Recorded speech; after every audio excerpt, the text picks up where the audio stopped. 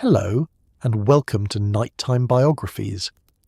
Imagine a man who fled his homeland twice, renounced his citizenship twice, and spent his final decades as a stateless wanderer before finding refuge in a quiet American university town.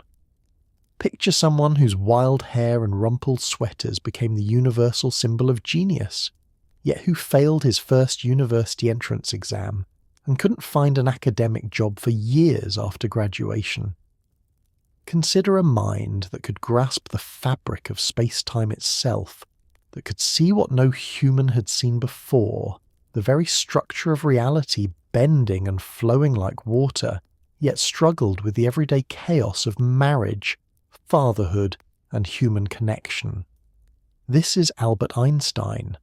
He was the physicist who toppled Isaac Newton's 300-year reign over physics, who showed that time itself could stretch and compress, that mass and energy were the same thing wearing different faces, that gravity was not a force but a curvature in the geometry of existence itself. He received the Nobel Prize, though not for the work that made him immortal. He became the public face of science in the 20th century. His image reproduced more than any scientist in history. World leaders sought his counsel. Universities competed for his presence. His name became synonymous with intelligence in dozens of languages across the globe. Yet he spent much of his life running from authoritarian schools in Germany that crushed his spirit, running from failed marriages that he could not fix, running from the Nazis who would have murdered him for being Jewish, running, in the end, from the weapon his equations helped create, a weapon that could end human civilization, a burden of guilt he carried until his final breath. The contradictions are almost impossible to reconcile. A pacifist who wrote the letter that launched the Manhattan Project, a man who preached human brotherhood while treating his own family with shocking coldness, a humanitarian who became a Zionist, a gentle, kind presence in the lives of friends and colleagues, capable of warm humour and profound empathy, yet a husband who imposed devastating contracts on his wife, reducing her to a servant, someone who changed everything about how we understand the physical universe, but spent his last 30 years pursuing a unified theory that led nowhere, becoming increasingly isolated from the mainstream of physics, even as his earlier work continued to reshape the field. How does one person contain such extremes? How did a slow, speaking child who seemed backward to his parents, born in a modest apartment in a provincial German city, grow up to quite literally rewrite the laws that govern stars and atoms, light and gravity? And why, having achieved the kind of fame and recognition that scientists dream of, did he spend his final decades increasingly alone, working on problems that his colleagues considered futile, while the world he helped create balanced on the edge of nuclear annihilation? Tonight we will trace the life of Albert Einstein from his difficult beginning in the German city of Ulm to his peaceful death in a Princeton hospital room, with German words on his lips that no one understood.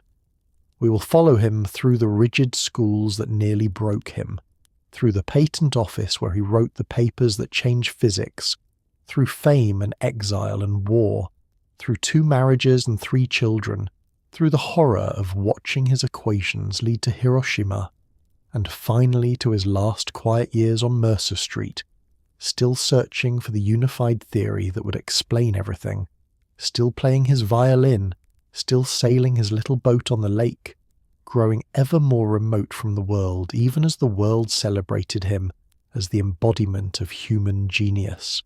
Before we begin this journey through one of the most consequential lives of the modern age, I invite you to like this video and subscribe to the channel. Your support means more than you know, and it allows me to continue bringing these stories to life. I am always curious to know where in the world you are joining me tonight, so please leave a comment telling me your location and what time it is where you're listening. Now, settle in. Let the concerns of today fade away. Tonight we travel back nearly a century and a half, to a world on the cusp of transformation, to a Germany of empire and industry, of rigid social hierarchies and revolutionary ideas fermenting beneath the surface. We will meet a boy who struggled to speak, who hated authority, who asked questions that seemed strange to everyone around him. We will watch him become a man who could see through the surface of things to the mathematical harmony beneath, who could hold the entire universe in his mind and find it wanting until he had understood it properly. His story reveals not just the birth of modern physics, but the price of genius, the burden of moral responsibility, and what happens when a mind powerful enough to comprehend the cosmos must still inhabit a fragile human body, must still live in a world of politics and war and human cruelty that no equation can explain. But to understand the man who would show that time itself is relative, we must first meet the infant who entered the world with a head so large that his grandmother feared he was deformed, on a Friday afternoon in the spring of 1879 in the ancient city of Ulm. The Germany of 1879 was a nation intoxicated with its own power and potential. 8 years earlier, in 1871, Prussia had unified the German states into a single empire under Kaiser Wilhelm II and his Chancellor, Otto von Bismarck. The Franco-Prussian War had been won decisively, France humiliated, German troops parading through the streets of Paris. Now the new German Empire was industrializing at breathtaking speed, transforming from a patchwork of agricultural principalities into a modern industrial power that challenged Britain itself. It was the Second Reich, the second great German empire after the medieval Holy Roman Empire, and it believed itself destined for greatness. Factories rose along the Rhine and Ruhr. Universities flourished, producing scientists and engineers who pushed the boundaries of chemistry, physics, and medicine. German culture celebrated discipline, order, hierarchy, and obedience to authority. Children were taught to respect their elders, students to defer to professors, citizens to serve the state.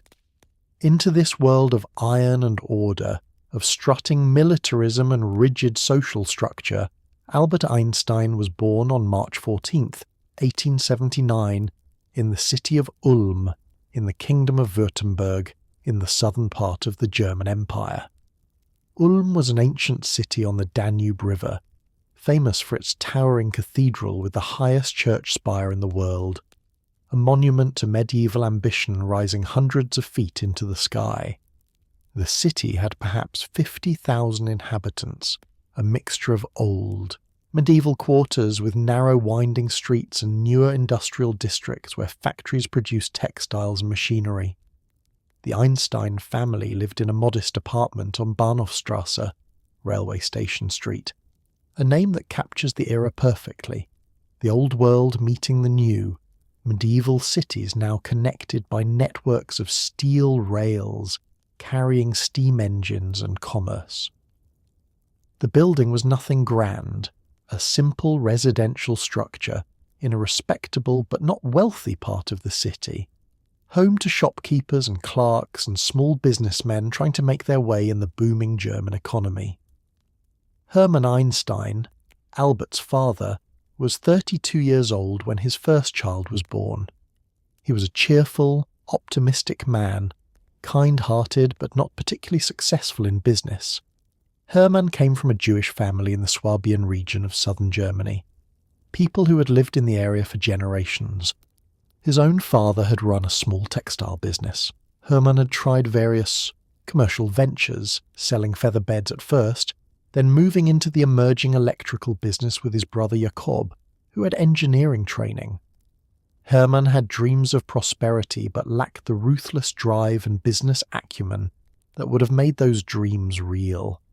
He was too trusting, too generous, too willing to extend credit to customers who would never pay. He had warm relationships with everyone, was beloved by friends and family for his good nature and gentle humour, but these same qualities made him a mediocre businessman in the cutthroat world of late 19th century commerce. Pauline Koch Einstein, Albert's mother, came from a somewhat wealthier background. She was 21 years old when Albert was born, beautiful, cultured, educated for a woman of her time and place. Her father, Julius Koch, was a successful grain merchant and banker in the town of Cannstatt. The Koch family had money and standing in their community. Pauline brought a dowry to the marriage and expected a certain standard of living, a certain comfort and security that Hermann would struggle his entire life to provide. Pauline was a woman of strong opinions and firm will. She had been educated in a boarding school where young women learned languages, literature, and music. She played the piano beautifully and loved music with a passion she would pass to her son. She was loving but also controlling, protective of her children but with definite ideas about how they should be raised and what they should become. In the photographs that survive, she stares into the camera with intelligent, penetrating eyes, her mouth set in a line that suggests determination. The marriage between Hermann and Pauline was not unhappy, but it was marked by class tension. Pauline had married slightly beneath her station, and while she loved Hermann, she also worried constantly about money, about their social position, about whether Hermann's cheerful optimism was really just unwillingness to face hard truths about their situation. Hermann tried venture after venture, confident each time that success was just around the corner. Pauline kept the household accounts and worried. Into this household, on March 14th, 1879, at 12:45 on a Friday, Pauline gave birth to their first child. The labour was normal, the delivery without complication, but when the baby emerged, the attending midwife and Pauline's mother, who was present for the birth, were struck by the shape of the infant's head. It was enormous, misshapen, the back of the skull protruding in a way that seemed grotesque. The women whispered their concerns. Pauline herself was frightened. Had something gone wrong? Was the baby deformed? Pauline's mother could not hide her shock. She muttered again and again, according to family stories that Albert would later hear, "Much too fat, much too fat," referring not to the baby's overall size, but to the alarming size and shape of the head. They sent for the doctor, who examined the infant carefully and assured them that such things were not uncommon in newborns, that the skull bones had not yet fused, that the unusual shape would normalize in time. He was right. Within weeks, the baby's head took on a more typical appearance, though it remained noticeably large. They named him Albert after Pauline's father, whose middle name was Albert. It was a solid German name, a name that suggested reliability and substance without pretension. The baby was healthy, despite the initial scare, with a strong cry and good appetite. Hermann registered his son's birth at the local registry office the next day, March 15th, 1879, making it official that a boy named Albert Einstein had entered the world. The apartment on Bahnhofstrasse was comfortable but cramped for a growing family.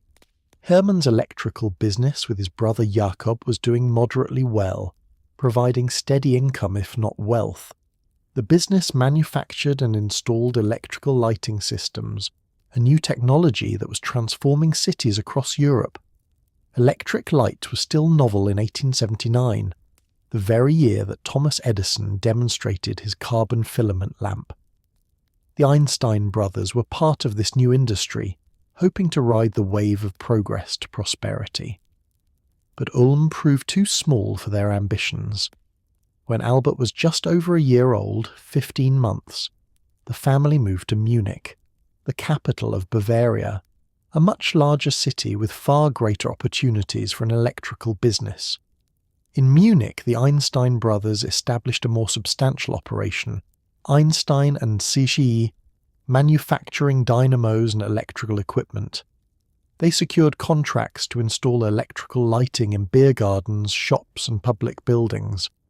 For a time, business thrived. the family settled in Munich's Ludwigsvorstadt-Isarvorstadt district, in a house with a garden, a step up from the apartment in Ulm. Young Albert would spend his childhood and adolescence in Munich, in this house and the electrical factory adjacent to it, surrounded by the hum of dynamos and the smell of oil and copper wire. But Albert was a strange child from the beginning, different from other children in ways that puzzled and sometimes worried his parents. The first and most obvious difference was his speech, or rather, his lack of it. Most children begin speaking simple words around their first birthday, stringing together simple sentences by age 2.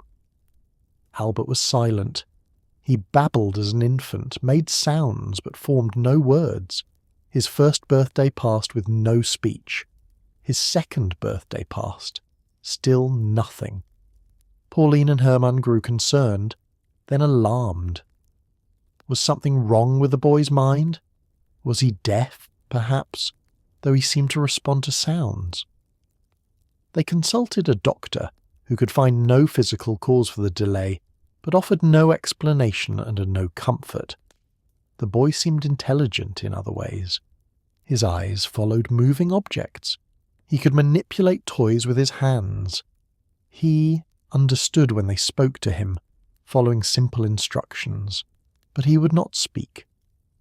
When Albert finally did begin to talk, well past his second birthday, he did so in a peculiar way. He would first whisper sentences to himself, moving his lips silently as if rehearsing, and only then would he speak the sentence aloud.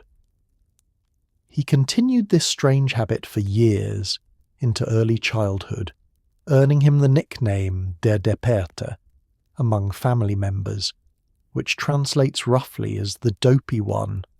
It was said affectionately, but it reflected genuine puzzlement about what was happening in the child's unusual mind. Modern developmental psychologists have speculated that Einstein may have been on the autism spectrum, noting the delayed speech, the repetitive self-soothing behaviours, the difficulty with social interaction that would mark his entire life. But diagnoses applied retroactively across more than a century are speculative at best. What we know for certain is that Albert was different, that his mind worked in ways that did not match the expectations of those around him, and that this difference both troubled and fascinated everyone who knew him. When Albert was 2.5 years old in November 1881, his sister Maya was born. The family told young Albert that he was getting a new playmate, perhaps leading him to expect something like a toy. When he was brought to see the newborn baby, he stared at the crying, red-faced infant and asked, disappointed, "Where are the wheels?" He had expected a toy that could be rolled around, not this strange creature that wailed and slept. Albert and Maya would become close over the years, though in childhood they had the normal sibling conflicts. Maya later recalled that Albert could fly into sudden rages when frustrated, once throwing a heavy object at her head. Another time he threw a bowling ball at her, yet these outbursts were balanced by deep affection. They played together in the garden. Maya would become his confidant, one of the few people who could reach him emotionally throughout his life. The household was culturally Jewish, but not religiously observant. Hermann and Pauline were secular, modern people who considered themselves German first and Jewish only by ancestry.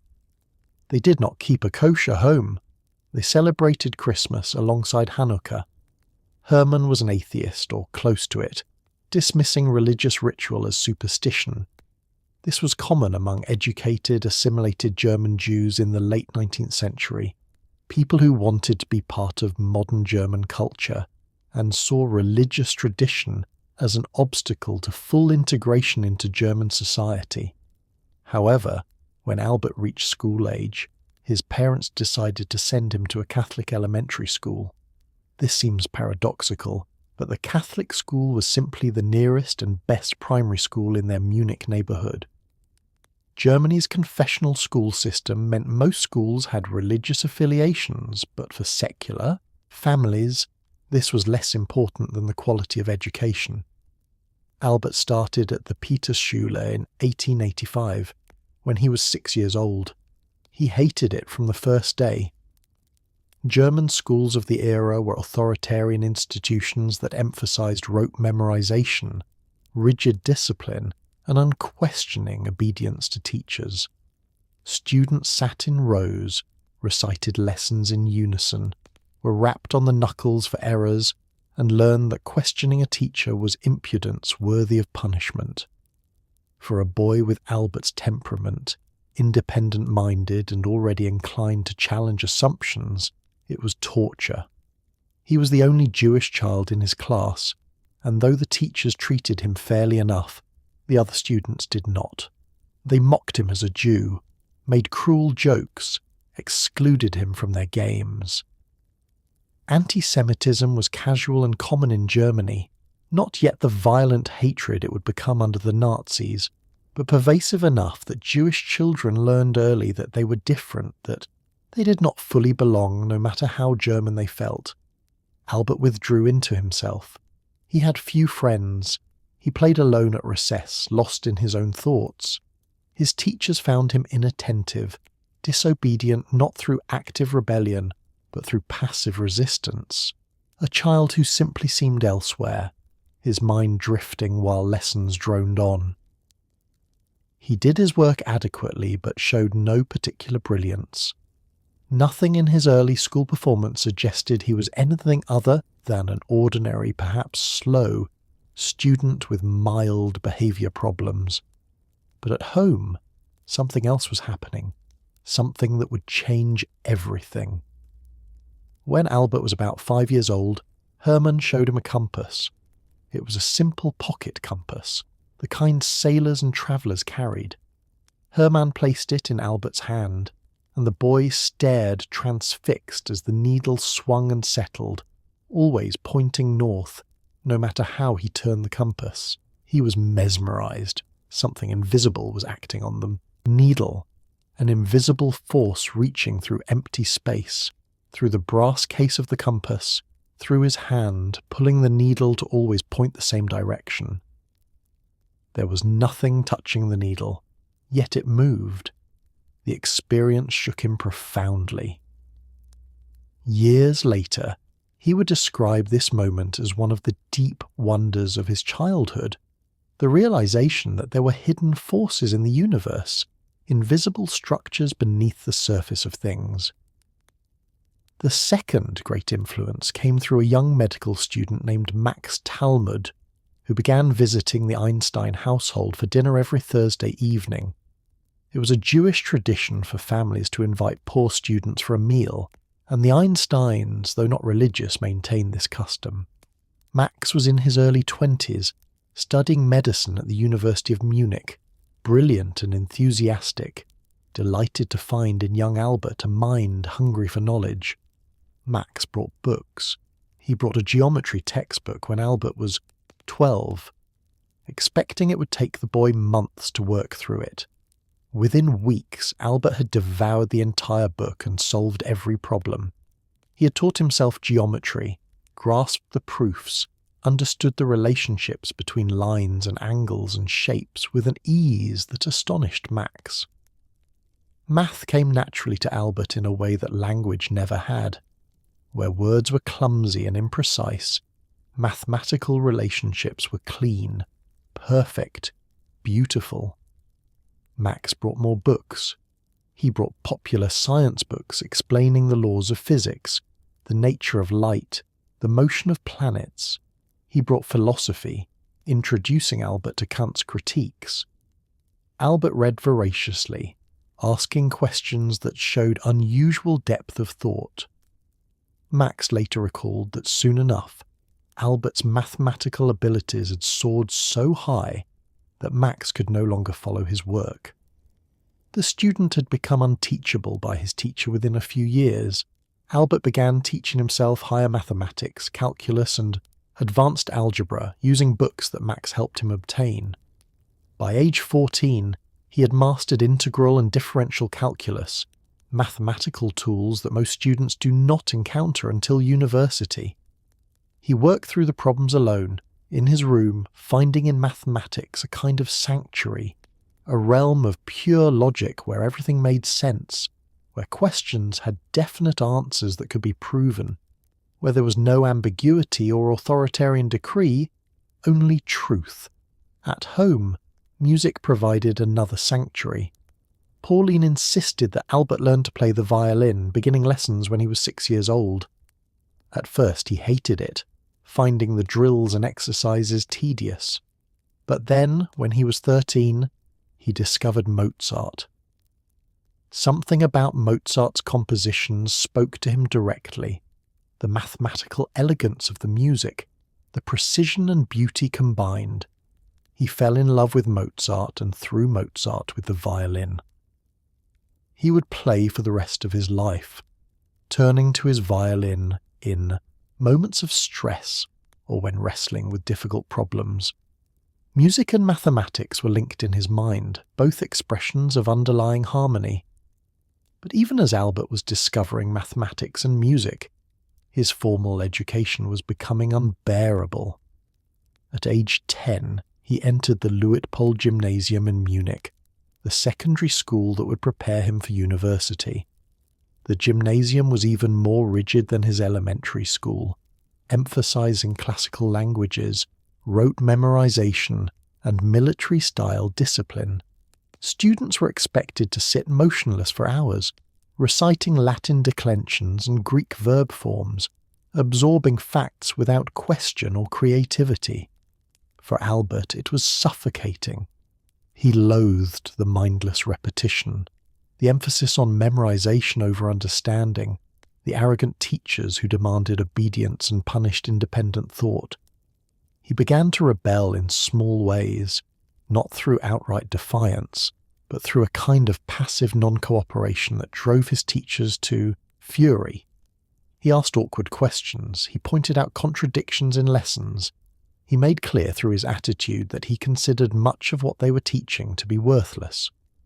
One teacher told him directly that he would never amount to anything. Another suggested that his mere presence in the classroom disrupted the other students. Hermann was called to the school for conferences about Albert's behaviour. The boy was intelligent, the teachers admitted, but insubordinate, unwilling to accept authority, lacking in the discipline necessary for success in German society. Albert was miserable. He hated going to school. He felt trapped in a system designed to break his spirit, to force him into a mould that would crush everything interesting and alive in him. He counted the hours until he could escape to his room, to his mathematics books, to the problems that actually mattered. And then, in 1894, when Albert was 15, his father's business failed. Hermann and Jacob's electrical company had been struggling for years, unable to compete with larger firms. They lost a major contract to install electrical lighting at the Munich Oktoberfest celebration. Debts piled up. Hermann made desperate attempts to save the business, but by 1894 it was clear that bankruptcy was coming. The family made a painful decision. They would leave Munich, move to Milan, Italy, where Jacob had a contact who could help them establish a new business. They would start over in Italy, but Albert would stay behind in Munich to finish at the gymnasium. He was only 15, still had years before graduation, but they could not interrupt his education. He would live with distant relatives and continue his schooling while the rest of the family moved to Italy. Albert was devastated. His family was abandoning him, leaving him alone in a city and a school he hated while they went to Italy. For months after they left, he struggled on alone, attending classes at the gymnasium, living with relatives who found him strange and difficult, sinking deeper into misery. Finally, he could take it no more. He went to the family doctor and convinced him to write a letter saying that Albert was suffering from nervous exhaustion and needed to leave school for his health. Then he went to his mathematics teacher and asked for a letter attesting to his mathematical abilities. Armed with these documents, he presented himself to the gymnasium administrators and announced that he was leaving school. The officials were happy to see him go. They were considering expelling him anyway for his disruptive attitude. Within days, in the winter of 1894, Albert had left Munich and was on a train to Milan, going to join his family in Italy without having finished gymnasium, without a school diploma, his educational future uncertain. He arrived in Milan to find his family settling into a new life. Hermann and Jakob had opened a small electrical factory in Pavia, a city near Milan. The business was struggling as always, but Italy was beautiful, the weather warm, the culture more relaxed than rigid Germany. The Italian people seemed warmer, more tolerant of eccentricity. Albert felt as if he could breathe for the first time in years. He spent several months simply existing, hiking in the Alps, visiting museums and galleries in Milan and Florence, reading books on his own, playing his violin. He was happy for perhaps the first time since early childhood, free from the crushing weight of German authoritarianism. He was in no hurry to return to formal education. But Pauline was worried. Albert was 16 years old, with no school diploma, no prospects, no plan for his future. He needed a profession. She and Hermann decided he should become an electrical engineer like his uncle Jakob, someone who could take over the family business someday and make something of himself. There was a path forward.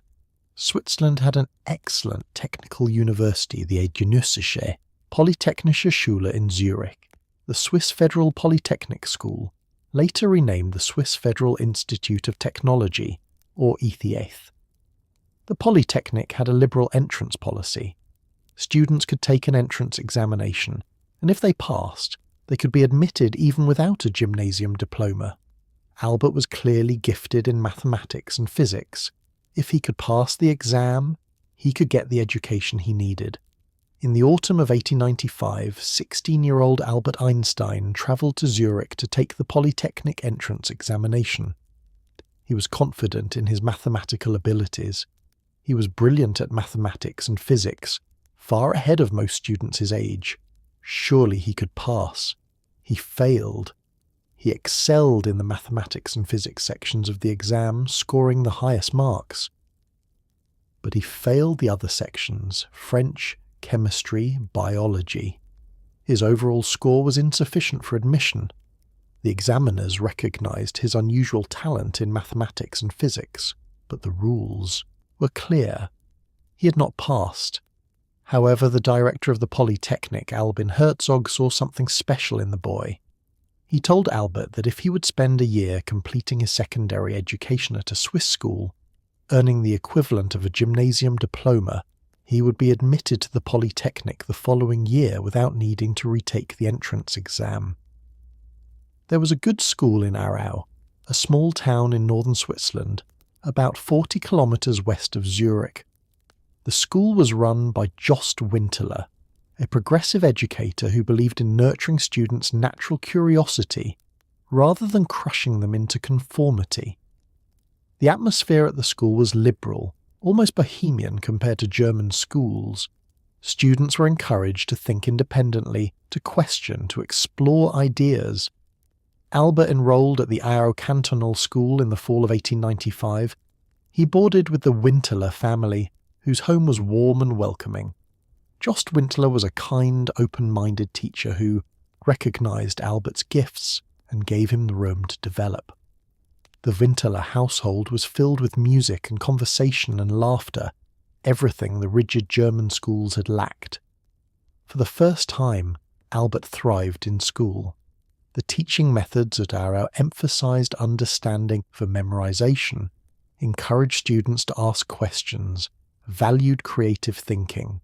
Albert's grades improved dramatically. He studied languages, history, literature, science, but above all he studied physics and mathematics on his own, reading university-level texts, working through advanced problems. He also fell in love, after a fashion, with Marie Winterler, the daughter of his host family. She was 18, he was 16. They walked together, talked together, exchanged affectionate letters. It was a sweet, innocent romance, the first stirring of romantic feeling in a boy who had until then been entirely absorbed in books and mathematics.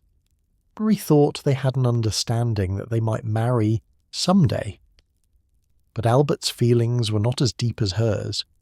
When he graduated from Aarau in 1896 and had moved to Zurich to attend the Polytechnic, he simply stopped writing to her. He ended the relationship by silence, by absence, with no explanation or ceremony. Marie was devastated. It was a pattern that would repeat throughout his life, this emotional distance, this inability to sustain intimate connections, this tendency to withdraw when relationships demanded too much of him. There was one other significant event during his year in Aarau. In January 1896, still 6 months before his 17th birthday, Albert Einstein officially renounced his German citizenship. He had come to hate German militarism, German authoritarianism, everything the Second Reich represented. He would not serve in the German army, would not be subject to German laws and German social expectations. He submitted the necessary papers to the German authorities, paid the required fees, and became stateless. Person without a country. He would remain stateless for the next 5 years until he acquired Swiss citizenship in 1901. To be stateless was to be vulnerable, to lack the protections that citizenship provides, but Einstein preferred it to being German. The decision reveals something essential about his character, his willingness to stand apart, to reject the collective in favour of individual conscience, to accept the costs of independence. In October 1896, at age 17, Albert Einstein entered the Swiss Federal Polytechnic School in Zurich as a student in the mathematics and physics teaching diploma program. He was one of a small class of students training to become teachers. The Polytechnic was not yet the prestigious ETH it would become, but it offered solid instruction in mathematics and physics from capable professors. Zurich in the 1890s was a liberal cosmopolitan city, a haven for political refugees and free thinkers from across Europe. Socialists, anarchists, Russian, revolutionaries all found refuge in Switzerland's tolerant atmosphere. The Polytechnic reflected this openness, admitting women at a time when most European universities did not, attracting students from many countries. Albert should have thrived. He was finally studying subjects he loved at an institution that valued intellectual inquiry. But he clashed almost immediately with the teaching methods and his professors. The Polytechnic, like all universities of the era, emphasized attending lectures, taking notes, mastering the professor's presentation of the material. Students were expected to defer to professorial authority, to learn what was taught in the way it was taught. Einstein had no patience for this. He skipped lectures frequently, finding them boring and outdated. Instead, he spent his time in his rented room or in cafes, reading the latest physics journals, studying the cutting-edge work being done across Europe, teaching himself the most current theories. He was particularly interested in Maxwell's electromagnetic theory, which was transforming physics but was not yet part of the standard curriculum at Zurich. He could get away with skipping lectures because one of his classmates, Marcel Grossmann, attended every lecture, took meticulous notes, and lent them to Albert before exams. Grossmann was everything Einstein was not: disciplined, organised, respectful of authority. The two became close friends despite their differences. Grossmann's notes allowed Albert to cram before exams and pass his courses, while spending most of his time pursuing his own interests. There was also Mileva Maric, the only woman in their class. Mileva was Serbian, dark-haired, quiet, intense, brilliant at mathematics and physics. She was 3 years older than Albert and had already completed university study in Switzerland before enrolling at the Polytechnic.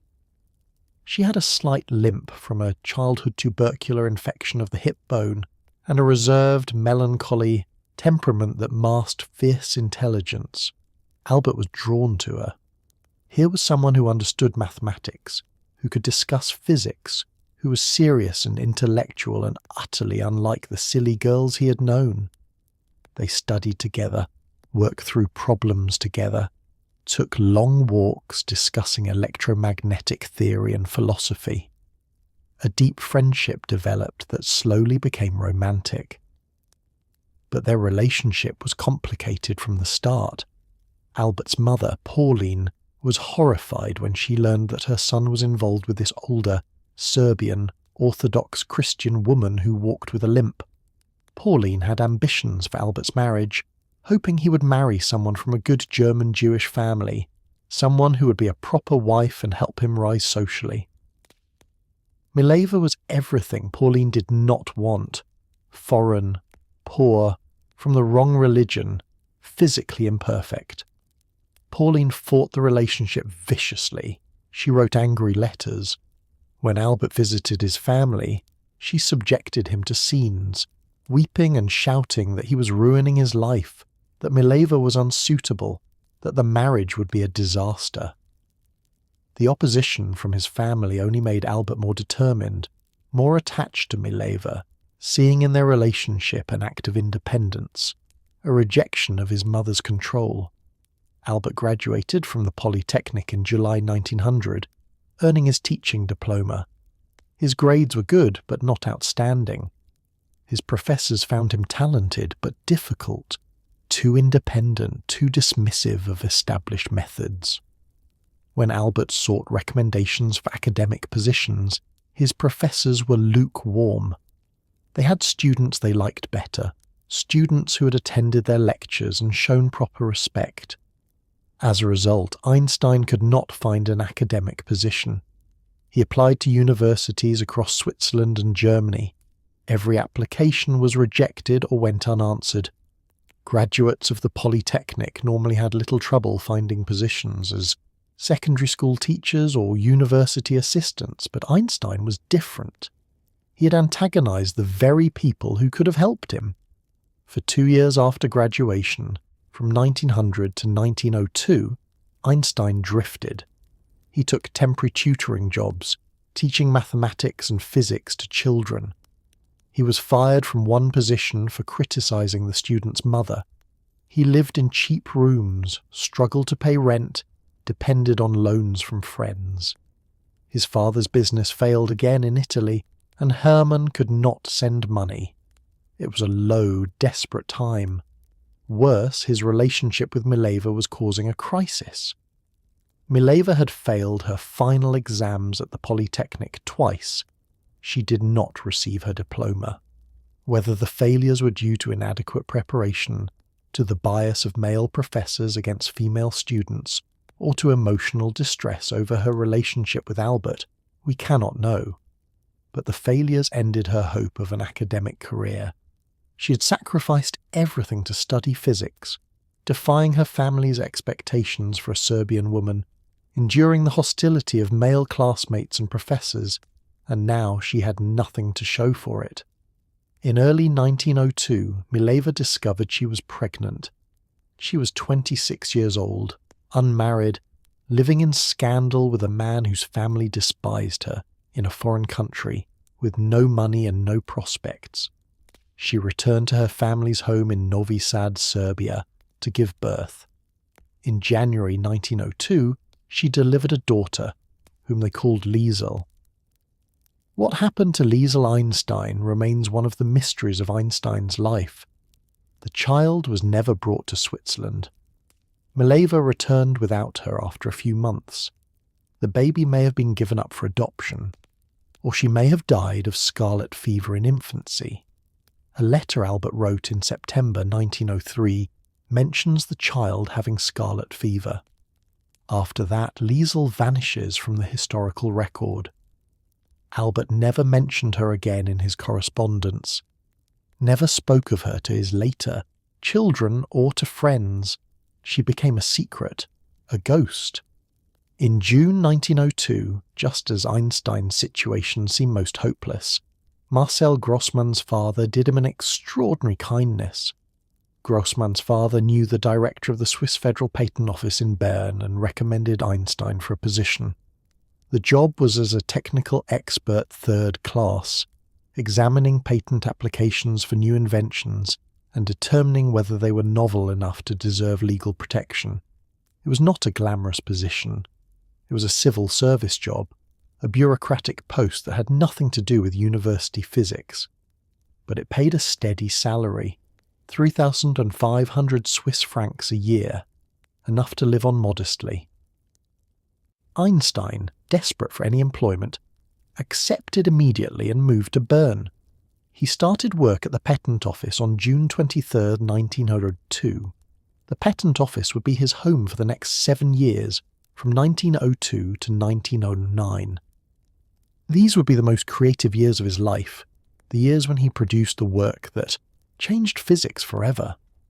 But when he started, he was simply a failed academic, aged 23, grateful to have any job at all, working 6 days a week examining other people's inventions, unknown to the scientific world, with a secret daughter abandoned in Serbia and a relationship with Mileva that his family considered a disgrace. In October 1902, Hermann Einstein died in Milan. He was only 55, but the repeated business failures had worn him down, and a heart condition that had troubled him for years finally killed him.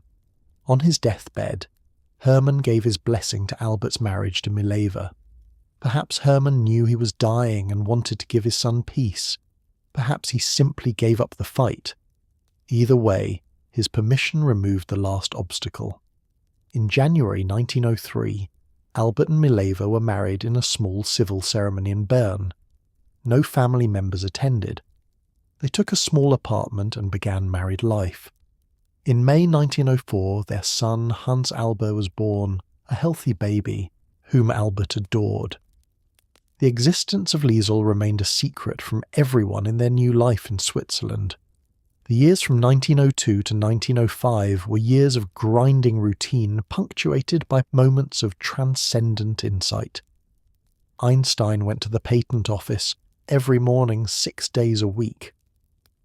He sat at a desk examining patent applications, most of them trivial, some clever, a few genuinely innovative. The work was not intellectually challenging, but it trained his mind in useful ways, forcing him to analyze devices quickly, to see the essential idea beneath the technical details, to judge whether something was truly new or merely a variation on existing inventions.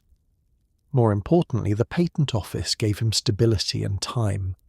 The work did not fill 8 hours. He finished his assignments quickly and spent the remaining time at his desk working on his own physics, scribbling equations on scratch paper, thinking through problems, using the patent office as a paid refuge where he could pursue his real work. In the evenings and on Sundays, he continued his private research. He met regularly with a small group of friends who called themselves, half-jokingly, the Olympia Academy. They gathered in apartments or cafes, read philosophy and science, argued about ideas, drank coffee and smoked pipes and talked late into the night about the nature of reality. The members of the Academy were Michel Bessot, who worked at the patent office with Einstein and became his lifelong friend Konrad Habicht, a mathematician, and Maurice Solovine, a philosophy student. They read Hume and Mach, Spinoza and Poincaré, debating empiricism and the foundations of knowledge. These discussions sharpened Einstein's thinking, forcing him to articulate his ideas, to defend his intuitions, to clarify his reasoning. Bessot, in particular, became Einstein's sounding board, the friend who would listen patiently while Einstein talked through problems, asked questions that forced Einstein to explain his thinking more clearly. Years later, Einstein would say that talking with Bessot had been essential to his work. At home, his marriage to Mileva was already showing strain. Mileva had hoped to be Einstein's scientific partner, to collaborate on research as they had in their student days. But motherhood and housekeeping consumed her time, and Einstein showed little interest in making her a collaborator. He worked on his physics in private, sharing his ideas with his Olympia Academy friends more than with his wife. Mileva grew resentful, depressed, trapped in domesticity while Einstein pursued the intellectual life she'd wanted for herself. But Einstein was thinking.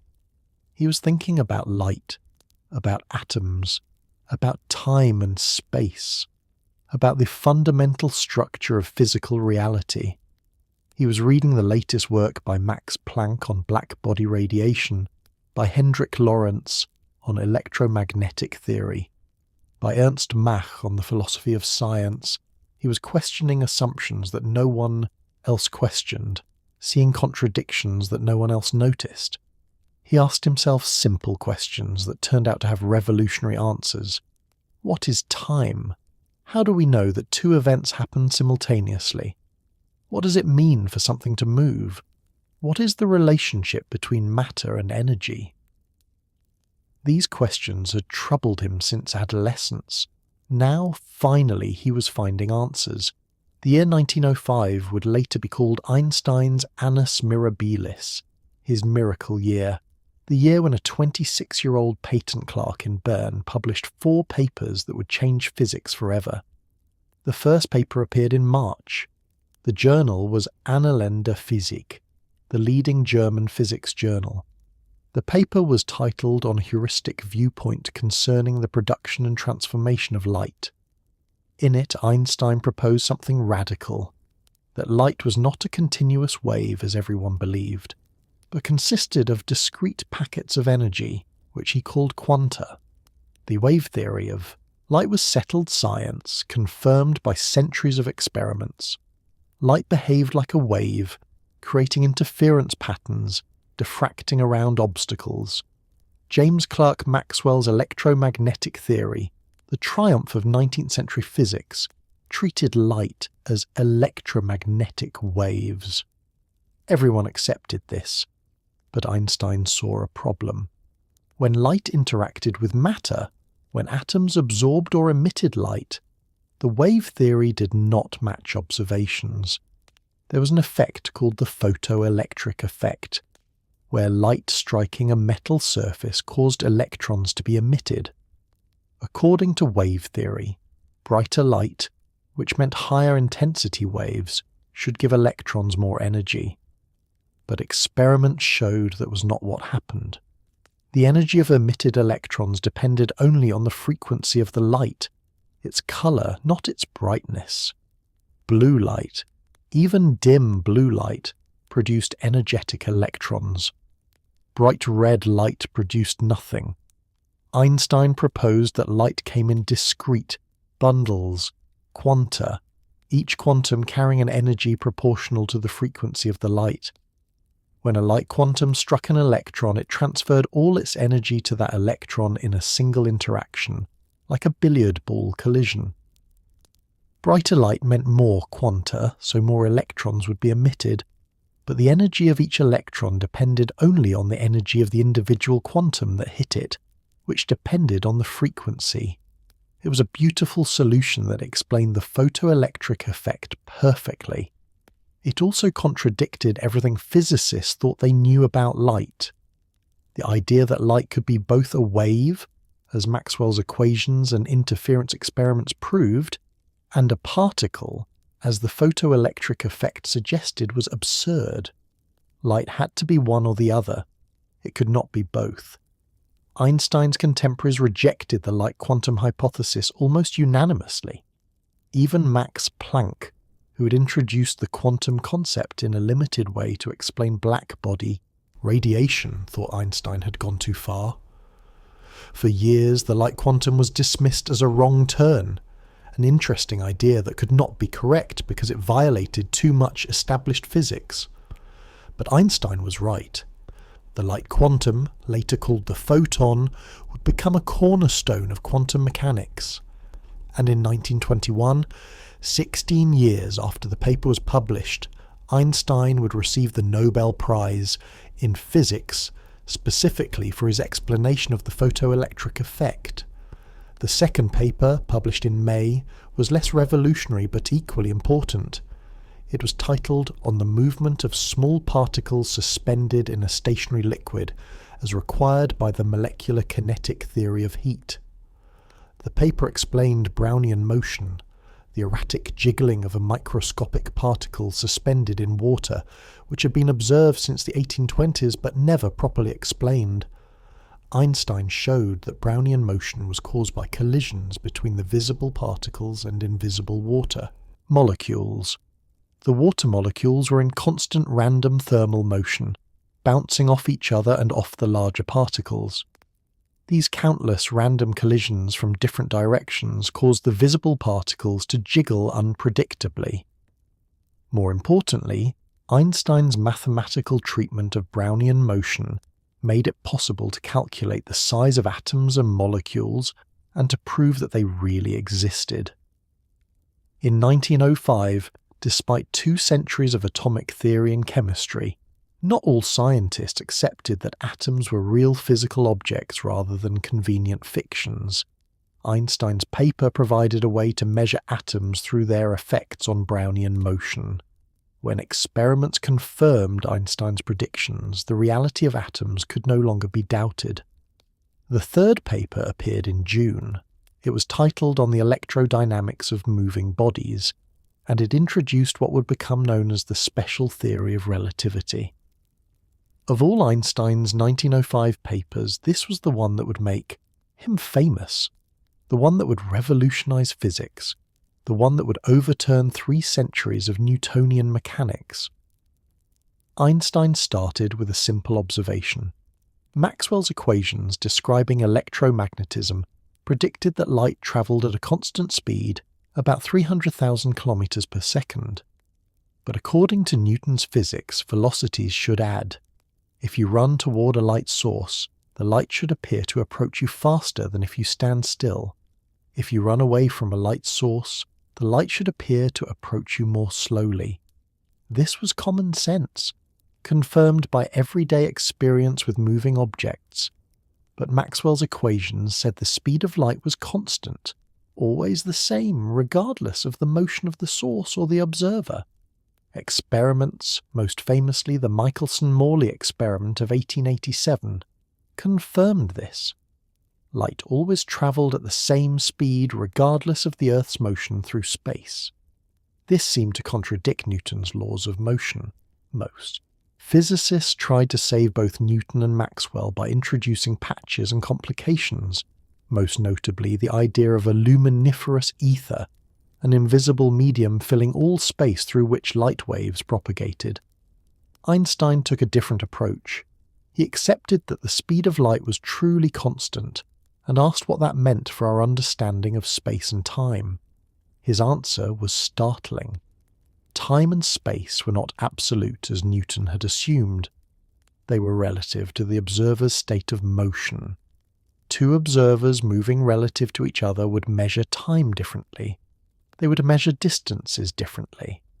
What appeared simultaneous to one observer would not be simultaneous to another. There was no universal absolute time ticking away the same for everyone in the universe. There was no absolute space with fixed distances. Time and space were interwoven into a 4-dimensional space-time, and measurements of time and space depended on one's frame of reference. The faster an object moved, the more pronounced these effects became. At everyday speeds, the effects were too tiny to notice, which is why Newton's physics seemed correct for 3 centuries. But as speeds approached the speed of light, time dilation and length contraction became significant. Time slowed down for rapidly moving objects. Distances contracted in the direction of motion. At the speed of light itself, time would stop entirely, and lengths would shrink to 0. Which is why nothing with mass could reach the speed of light. The paper was 30 pages of dense mathematical reasoning built on 2 simple postulates.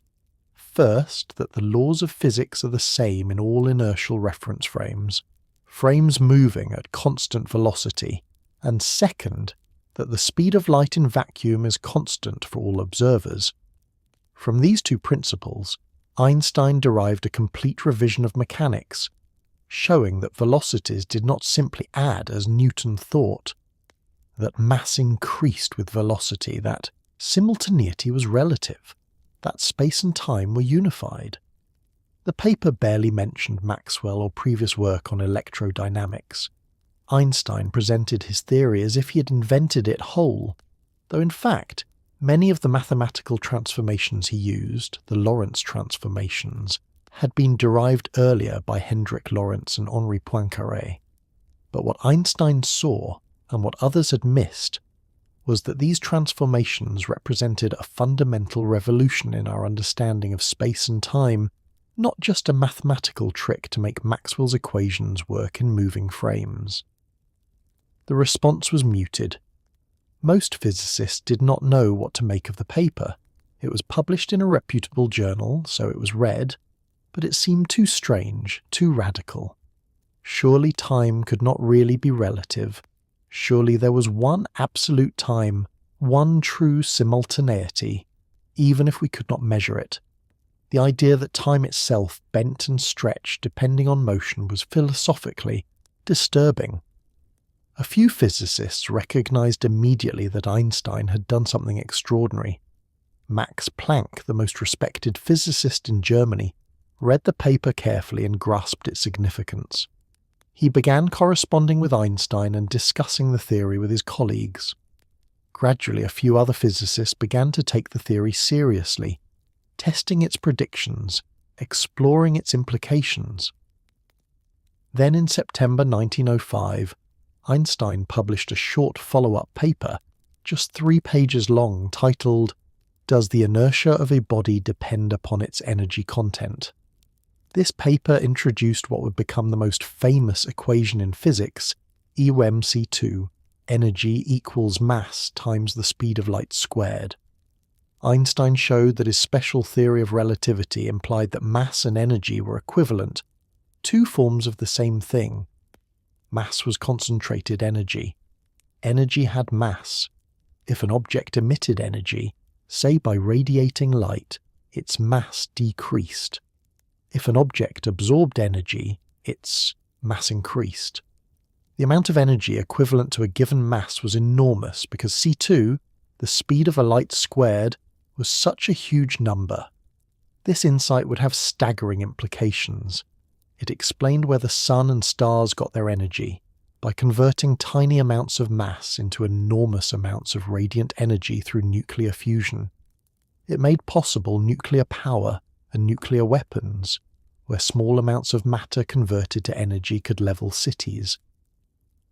But in 1905, these implications were far in the future, and most physicists simply did not believe that mass and energy were truly equivalent. Einstein also submitted his doctoral dissertation to the University of Zurich in 1905. His thesis, titled "A New Determination of Molecular Dimensions," used statistical methods to calculate the size of molecules in solution. It was competent work, not brilliant, but solid enough to earn him a PhD in physics. He had the degree by 1906. 5 papers in 1 year, any one of which would have been a major contribution to physics. 3 of them revolutionary, 4 of them would eventually be cited in Nobel Prize deliberations, and all of this from a patent clerk working in his spare time, with no university position, no access to laboratories or assistants, no contact with the leading physicists of the day except through reading their published papers. It was the greatest outpouring of scientific creativity in modern history, comparable only to Newton's plague years of 1665 to 1666, when Newton, also young and isolated, had invented calculus and discovered the law of gravitation. But unlike Newton, who waited years to publish, Einstein had put his ideas into the world immediately, eager to share them, to have them tested and discussed. Yet even after 1905, Einstein's life did not immediately change. He continued working at the patent office. His salary was raised slightly, to 4,500 francs per year. He was promoted to technical expert second class. but academically he was still unknown. The papers in Annalen der Physik were noticed by a few specialists, but the scientific community was slow to react. It took years for the significance of his work to be recognised. Gradually, though, more physicists read the papers and began to understand that something important had happened. Younger physicists especially were excited by the new ideas. Older physicists were more resistant, unable to abandon the comfortable certainties of Newton and Maxwell. Einstein continued his research in the evenings and on Sundays, publishing more papers, extending his theories, applying relativity to new problems. In 1907, he began thinking about gravity, wondering whether his special theory of relativity, which applied only to constant velocity motion, could be extended to cover acceleration and gravity. This would occupy him for the next 8 years. In 1908, Einstein finally received his first academic recognition. Hermann Minkowski, one of his former professors at the Zurich Polytechnic who had not thought much of Einstein as a student, reformulated Einstein's special relativity theory in elegant four-dimensional mathematical language, showing that space and time formed a unified four-dimensional continuum, space-time. Minkowski's formulation made the theory clearer and more accessible to mathematically sophisticated physicists. In 1908, Einstein also began lecturing. He was appointed a privatdozent at the University of Bern, an unpaid position that gave him the right to offer lectures and collect fees from attending students. His lectures were brilliant but sparsely attended. He had no reputation yet, and students preferred courses from established professors. At one point, only 3 students signed up for his course, and he eventually gave up and resigned the position. But change was coming. In 1909, Einstein received his first real academic appointment as an associate professor at the University of Zurich. It was not a prestigious position, and the salary was little better than what he had earned at the patent office. But it was an acknowledgement that his work had value, that he belonged in academia. He left the patent office in July 1909, after 7 years of service.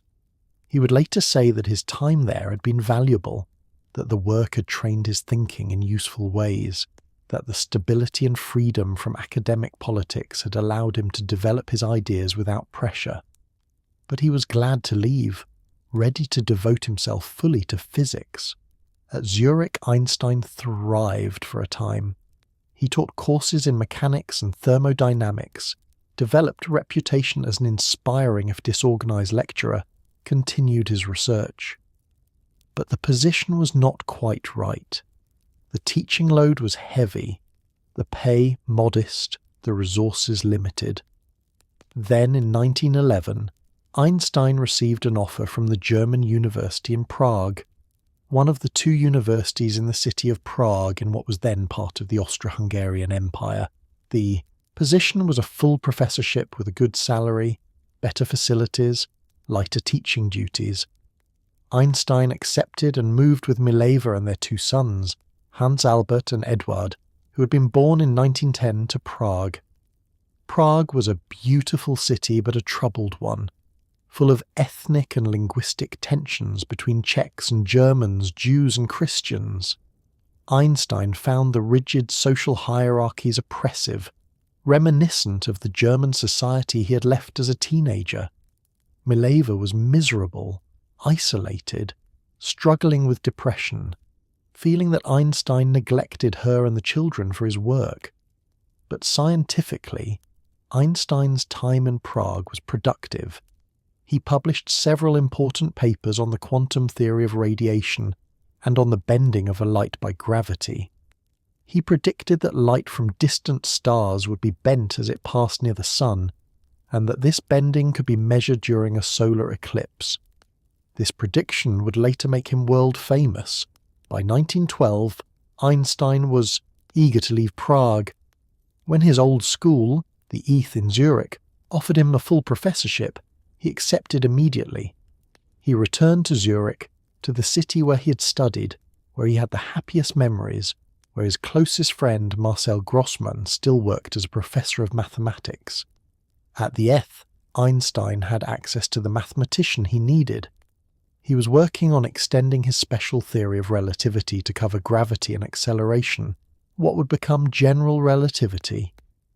The mathematics was ferociously difficult, involving tensors and differential geometry, tools that Einstein had never fully mastered. Grossmann helped him, just as Grossmann had lent Einstein his lecture notes years before at the Polytechnic. Now he taught Einstein the mathematics of curved spaces, Riemannian geometry, tensor calculus.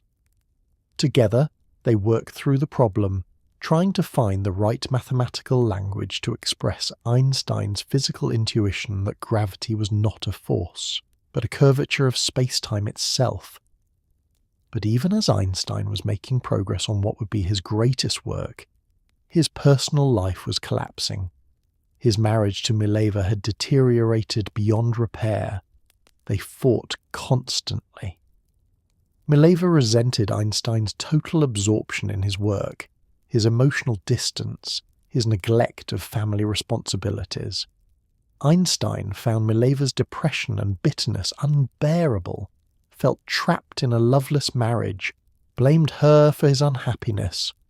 Moreover, Einstein had reconnected with his cousin Elsa Lowenthal, a widow living in Berlin with her 2 daughters. Elsa was warm, practical, unintellectual, someone who would take care of Einstein without demanding emotional reciprocity. They began an affair, exchanging affectionate letters, making plans for a future together. In 1913, Max Planck and Walter Nernst, 2 of the most eminent physicists in Germany, travelled to Zurich to make Einstein an extraordinary offer. The Prussian Academy of Sciences in Berlin wanted to appoint Einstein as a member. He would also be made director of a new Kaiser Wilhelm Institute for Physics, a research institute being created to support theoretical physics. And he would receive a nominal professorship at the University of Berlin with no teaching duties but with a full professor's salary. It was an offer no physicist could refuse. Berlin was the centre of German science, home to the best physicists, the best facilities, the most prestigious institutions. The position would give Einstein complete freedom to pursue his research with no obligations except membership in the academy. He would be financially secure and surrounded by the leading minds in physics. There was one complication. Elsa lived in Berlin. If Einstein moved to Berlin, he would be in the same city as his mistress, which would make his affair easier to continue, but would make his marriage even more untenable. Einstein accepted the position. He moved to Berlin in April 1914, bringing Mileva and their 2 sons with him. But the marriage lasted only 3 months in Berlin. Mileva could not tolerate Einstein's relationship with Elsa. Einstein could not tolerate Mileva's scenes and accusations. In July 1914, Mileva took Hans Albert and Edward and returned to Zurich, leaving Einstein alone in Berlin. Before she left, Einstein presented her with a document, a list of conditions under which he was willing to continue the marriage. She would cook his meals, keep his rooms clean, do his laundry, and bring him 3 meals a day in his study. She would expect no affection or intimacy. She would stop speaking to him immediately when he requested it. She would leave his bedroom and study immediately when he requested it. She would not expect any relationship beyond the strictly practical. Mileva signed the document, desperate to save the marriage for their son's sake, but the attempt was futile. Within weeks she had taken the children and left. Einstein sent her money for their support but made no effort to repair the relationship. He was free of the marriage emotionally if not legally, living alone in Berlin, seeing Elsa regularly, absorbed in the greatest work of his life. In August 1914, 1 month after Mileva left, World War I began. Germany invaded Belgium and France. Russia mobilized. Britain entered the war. Within weeks, the old European order that had seemed so stable collapsed into a catastrophe of industrial slaughter that would kill millions and destroy empires. Einstein was horrified by the war. He had always been a pacifist, opposed to militarism and nationalism. Now he watched Germany descend into war fever. Professors and intellectuals he had respected signing manifestos supporting Germany's invasion of neutral Belgium, cheering the troops marching off to war. In October 1914, 93 German intellectuals, including many of Einstein's colleagues, signed the Manifesto to the Civilized World, defending German militarism and denying German atrocities in Belgium. Einstein was invited to sign. He refused.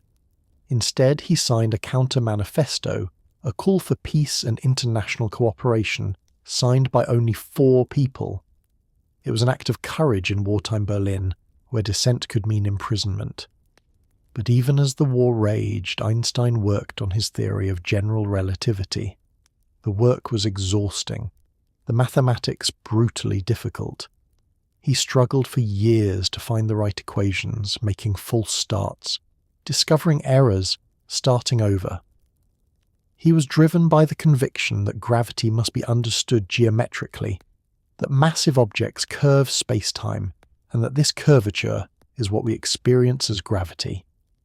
By late 1915, he was close.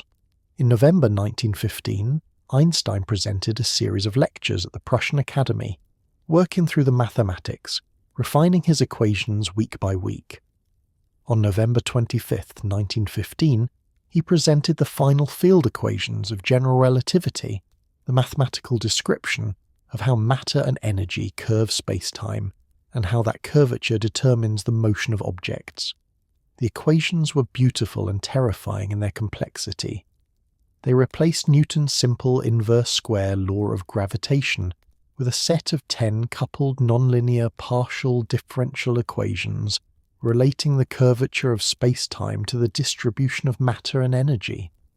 Solving these equations for any realistic situation was extraordinarily difficult, often impossible, requiring approximations and simplifications.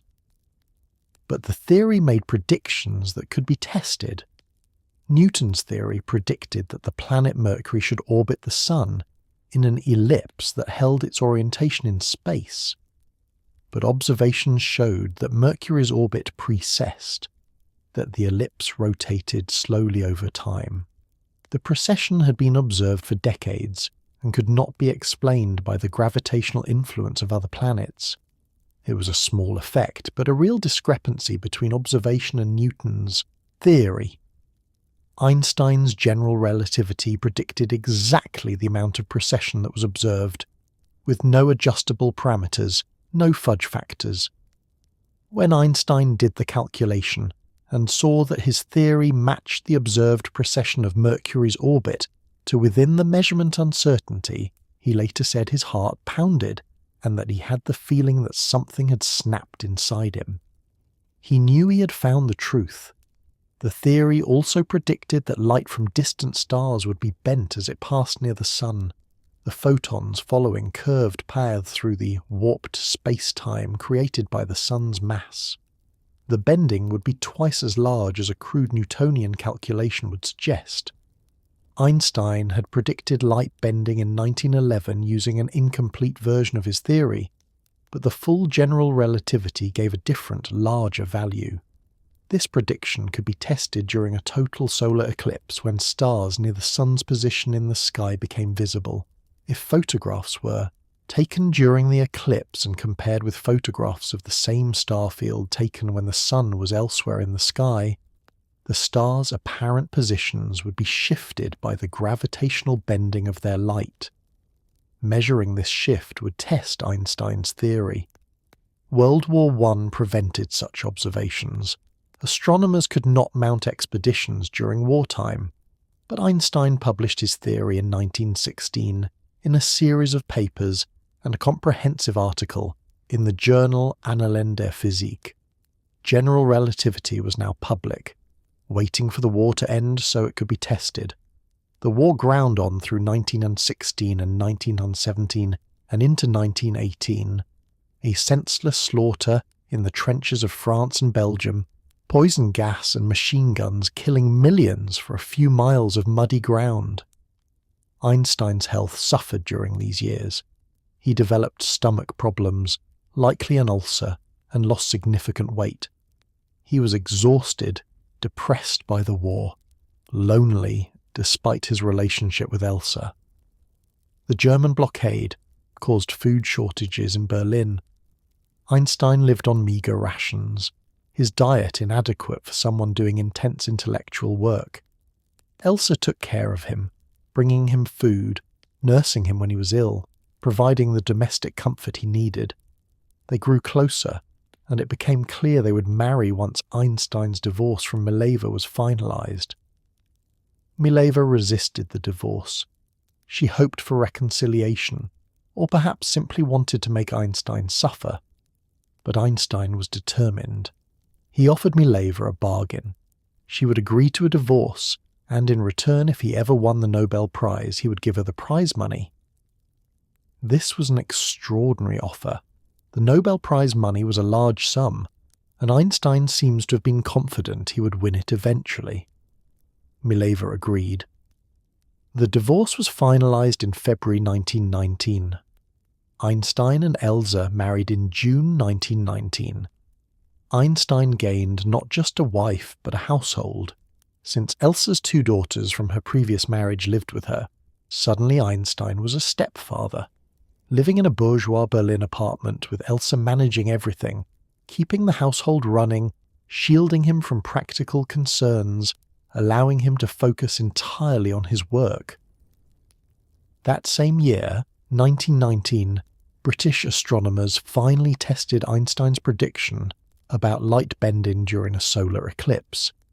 In May 1919, a total solar eclipse passed over the Atlantic Ocean and Western Africa.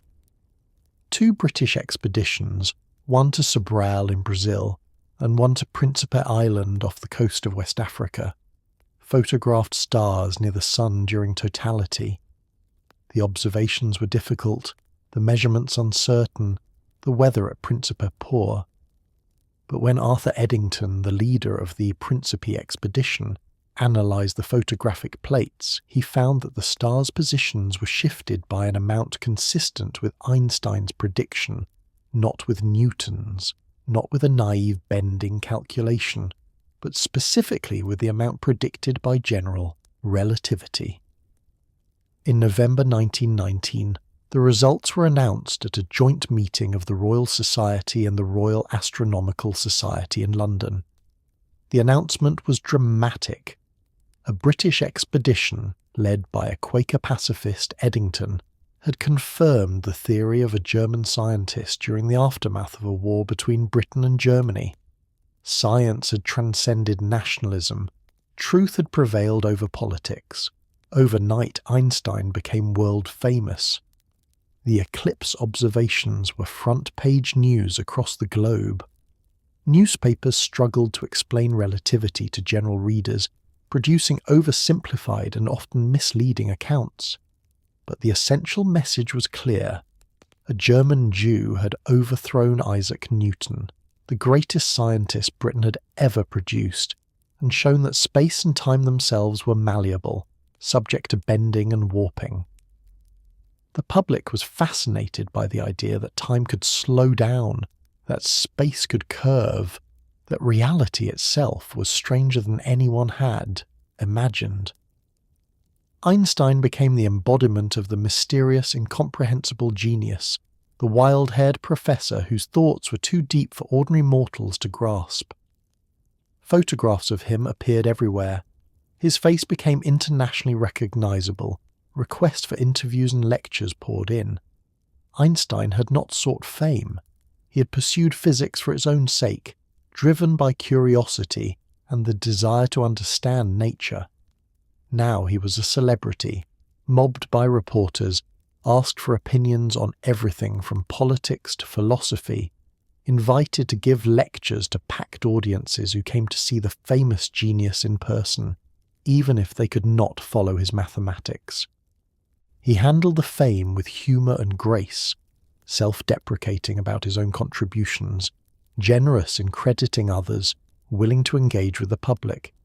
He became a spokesman for science, for rationality, for peace, using his fame to advocate for causes he believed in. But fame also brought hostility. Anti-Semitism was rising in Germany after the war. Germany had been defeated, forced to sign the humiliating Treaty of Versailles, blamed for the entire war, required to pay crippling reparations. The German economy collapsed into hyperinflation. Many Germans looked for scapegoats, and Jews were an easy target.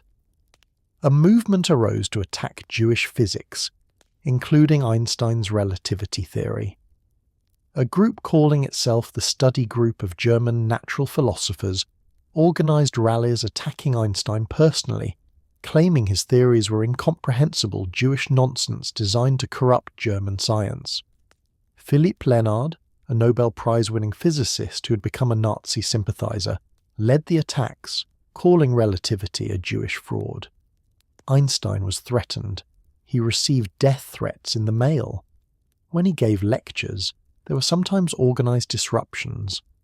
In 1922, the foreign minister of Germany, Walter Rathenau, who was Jewish, was assassinated by right-wing extremists.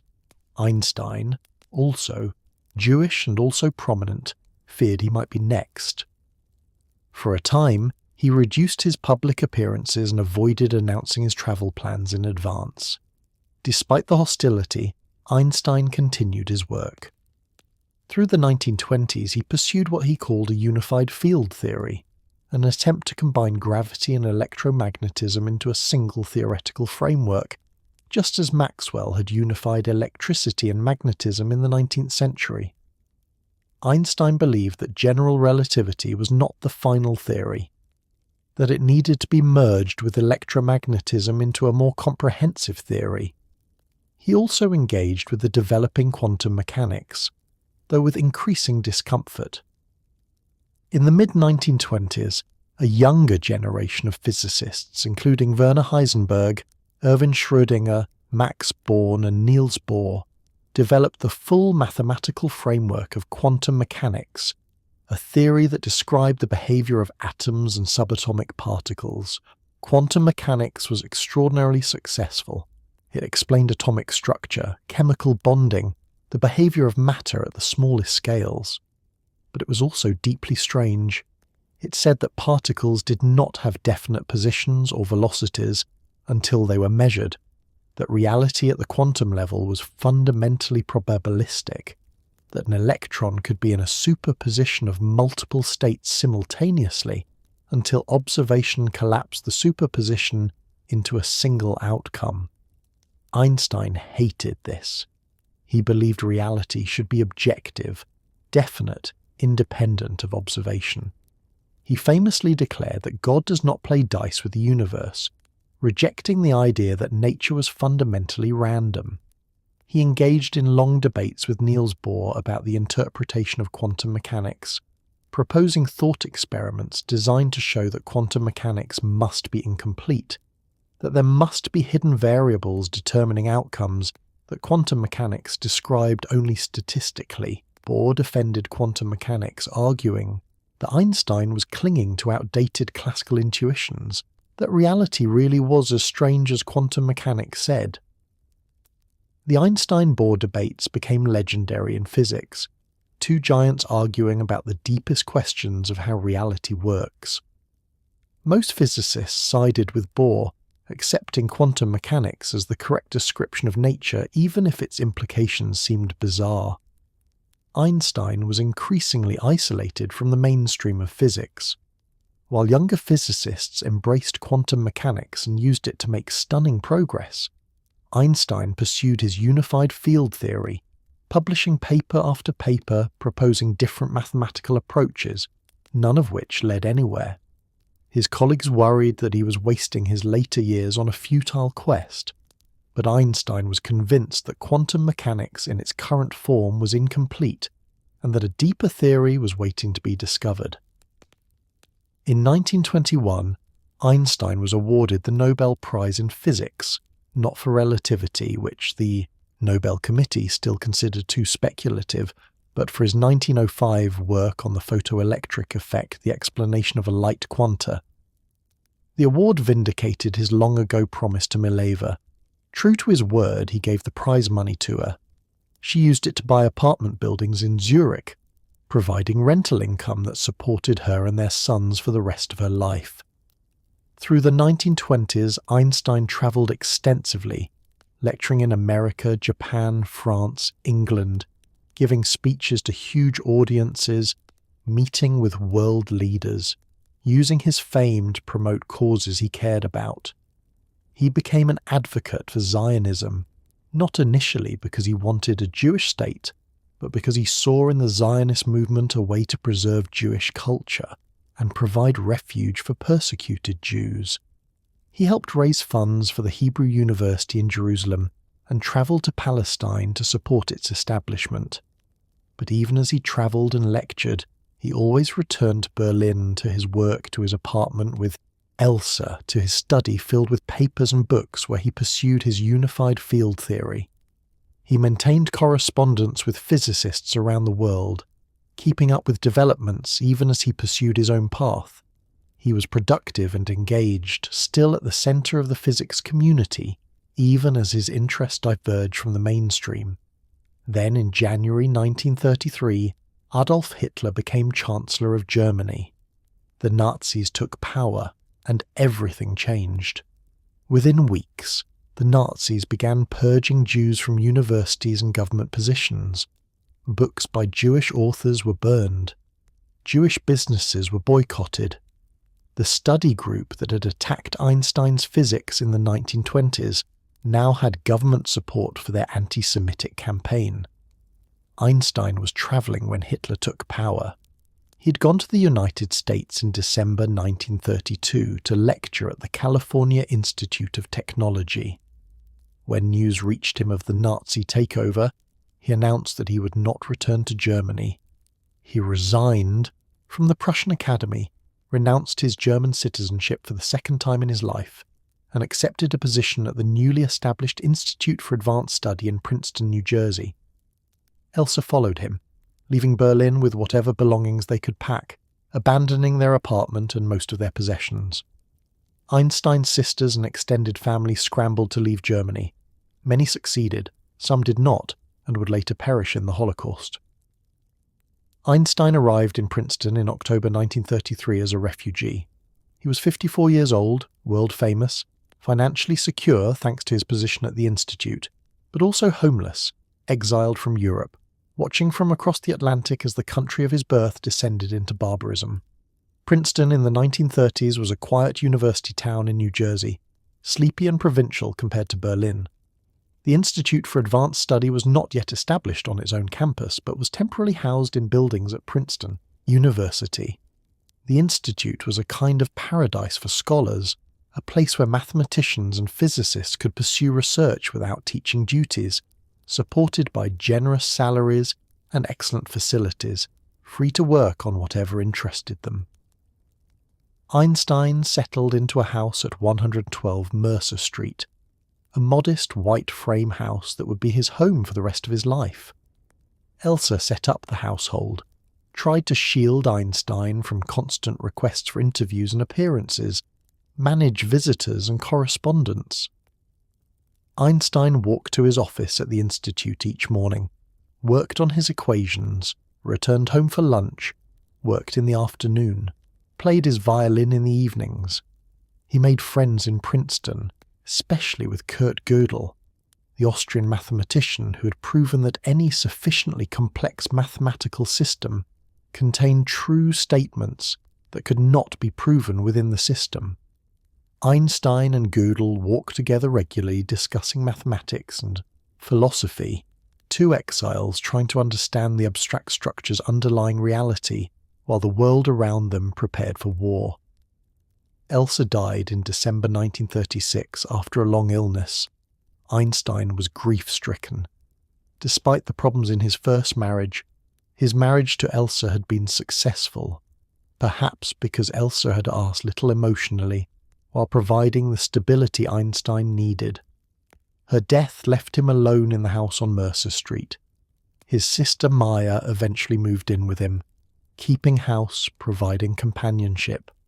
He hired a secretary, Helen Dukas, who managed his correspondence and became a devoted companion, fiercely protective of his privacy.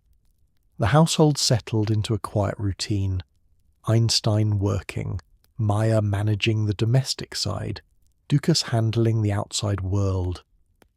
Through the late 1930s, Einstein watched with horror as Europe slid toward another war. Hitler's Germany annexed Austria, seized Czechoslovakia, signed a non-aggression pact with Stalin's Soviet Union. Then, in September 1939, Germany invaded Poland. Britain and France declared war. World War II had begun. Einstein had been a pacifist his entire adult life.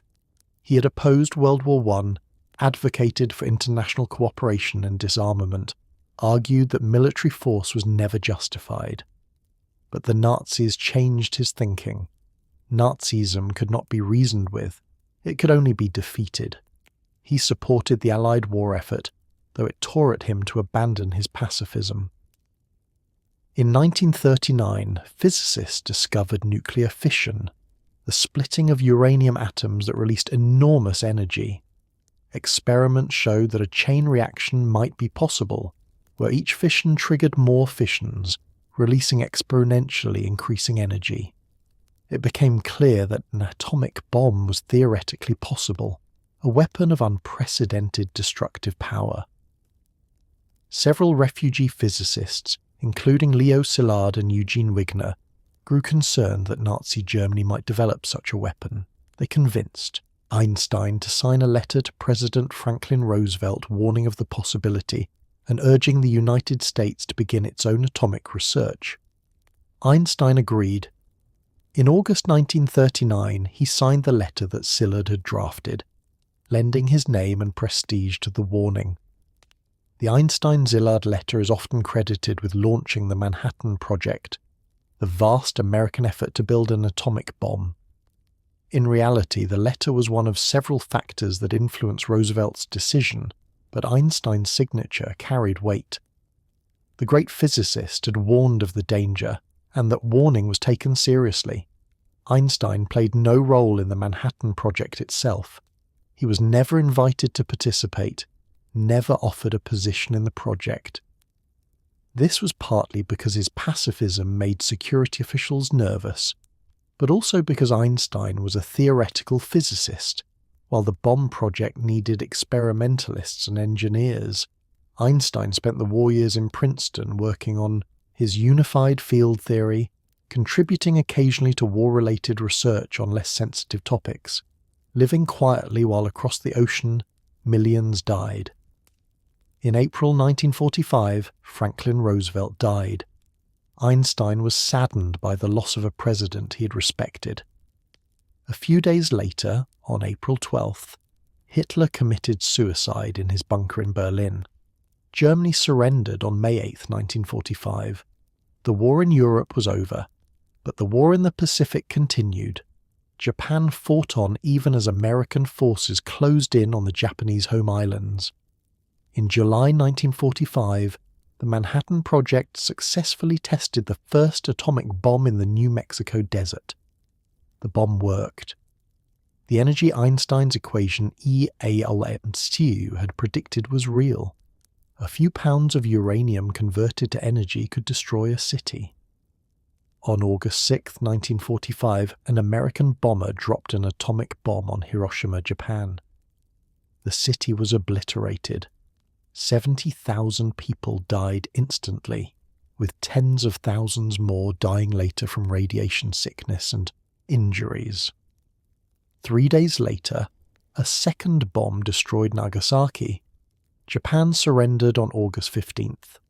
World War II was over. Einstein was horrified. He had known intellectually that his equation implied enormous energy and matter, but seeing it realized as a weapon of mass destruction was devastating. When he learned of Hiroshima, he reportedly said only, "Oh my God." He immediately regretted his letter to Roosevelt, even though that letter had warned of German bombs, not advocated for American ones. The weapon his physics had made possible had killed hundreds of thousands and would hang over humanity forever. For the rest of his life, Einstein became an advocate for nuclear disarmament and world government. He argued that the existence of nuclear weapons meant that national sovereignty was obsolete, that humanity needed a world authority to prevent nuclear war. He joined with other scientists, including Robert Oppenheimer, the leader of the Manhattan Project, in calling for international control of atomic energy and the abolition of nuclear weapons. But these calls went unheeded. The Cold War began. The United States and the Soviet Union, allies during the war, became adversaries. Both developed larger and more powerful nuclear weapons. The arms race accelerated. Einstein watched with despair as the world he had helped create teetered on the edge of annihilation. Through the late 1940s and early 1950s, Einstein continued his work on unified field theory, publishing variations and refinements, but never achieving the breakthrough he sought. His colleagues regarded his efforts as quixotic. Quantum mechanics and quantum field theory were the future of physics. Unifying gravity and electromagnetism classically, as Einstein attempted, seemed futile when quantum effects dominated at the scales where such unification would matter. Einstein knew he was isolated. He joked that he had become a relic, a monument to a past era of physics, but he could not abandon the quest. He believed deeply that reality must be objective and deterministic, that quantum mechanics' probabilistic nature was a sign of incompleteness, that a deeper theory was waiting to be found. He remained active in other ways. He spoke out against McCarthyism, the anti-communist hysteria that gripped America in the early 1950s. He defended scientists and intellectuals accused of communist sympathies, even though his own reputation made him a target. He continued to support Zionism and the new state of Israel, though he was critical of Israeli policies toward Palestinians. In 1952, when Israel's first president, Chaim Weizmann, died, Israel offered Einstein the presidency. He declined, saying he lacked the natural aptitude for dealing with people and was unsuited to such a position. Life in Princeton settled into a gentle rhythm. Einstein walked to his office at the institute most mornings, worked on his equations, returned home for lunch. He still played his violin, though arthritis made, playing more difficult. He sailed his small boat on the nearby lake, enjoying the peacefulness of water and wind. He received visitors, gave occasional interviews, corresponded with scientists and friends around the world. But age was catching up with him. In 1948, doctors discovered an abdominal aortic aneurysm, a dangerous bulging of the main artery carrying blood from his heart. Surgeons performed an operation to reinforce the weakened artery wall, wrapping it in cellophane to prevent rupture. The surgery was successful, but Einstein knew the aneurysm could rupture at any time, and if it did, he would die quickly. He accepted this calmly. Death did not frighten him. He had lived a full life, made his contributions, seen his children and grandchildren. His son, Hans Albert, had become a professor of engineering in California. His son, Eduard, tragically, had developed schizophrenia in his 20s and lived in a psychiatric institution in Zurich. Einstein sent money for Eduard's care, but rarely visited, unable to cope with his son's illness. In his final years, Einstein's appearance became iconic. His wild white hair, never combed, stood out in all directions. He wore rumpled sweaters and baggy pants. He refused to wear socks, considering them unnecessary. He looked like the stereotype of the absent-minded professor, and the public loved it. Photographs from these years show a gentle, almost grandfatherly figure, eyes twinkling with humour, radiating warmth and wisdom. But beneath the benign exterior was a mind still working, still thinking, still seeking the unified theory. He worked on his equations almost until the end, trying different mathematical approaches, hoping for the insight that would tie everything together. In April 1955, the aneurysm that had been repaired in 1948 began to leak. Einstein felt pain in his abdomen, knew what it meant. He was admitted to Princeton Hospital on April 15th. Doctors examined him and recommended emergency surgery to repair the aneurysm. Einstein refused. He was 76 years old. He had done what he came to do. He did not want his life prolonged artificially. "I want to go when I want," he told the doctors. "It is tasteless to prolong life artificially. I have done my share. It is time to go. I will do it elegantly." He asked for his current pages of calculations to be brought to the hospital.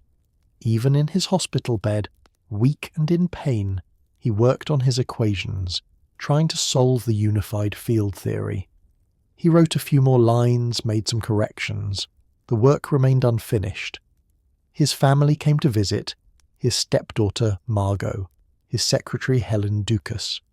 He was calm, accepting, making small jokes, apologizing for the inconvenience of dying. He asked for his glasses so he could read. He slept fitfully. Early in the morning of April 18, 1955, at about 1 o'clock, Albert Einstein woke. A nurse, Alberta Rossel, was at his bedside.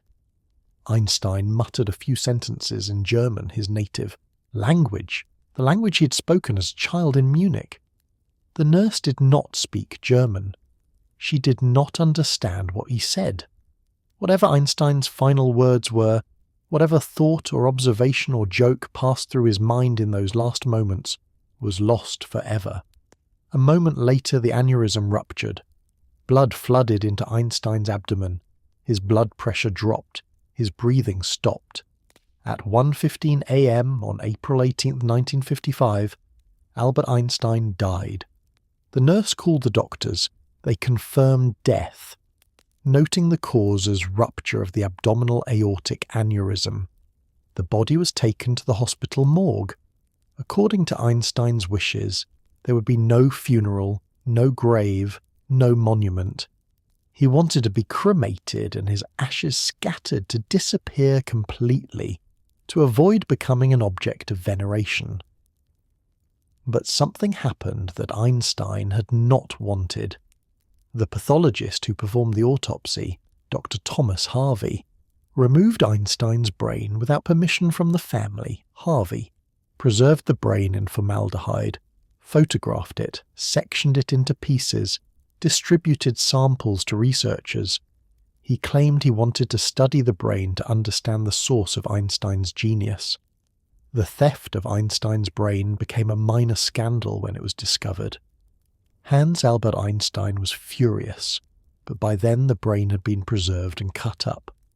Over the following decades, researchers examined the brain, published papers claiming to find unusual features that might explain Einstein's abilities. None of the findings were conclusive. The brain was, in the end, just a brain, its owner's genius not reducible to neuroanatomy. On the afternoon of April 18th, a small private funeral service was held at the Ewing Crematorium in Trenton, New Jersey. Only family and close friends attended.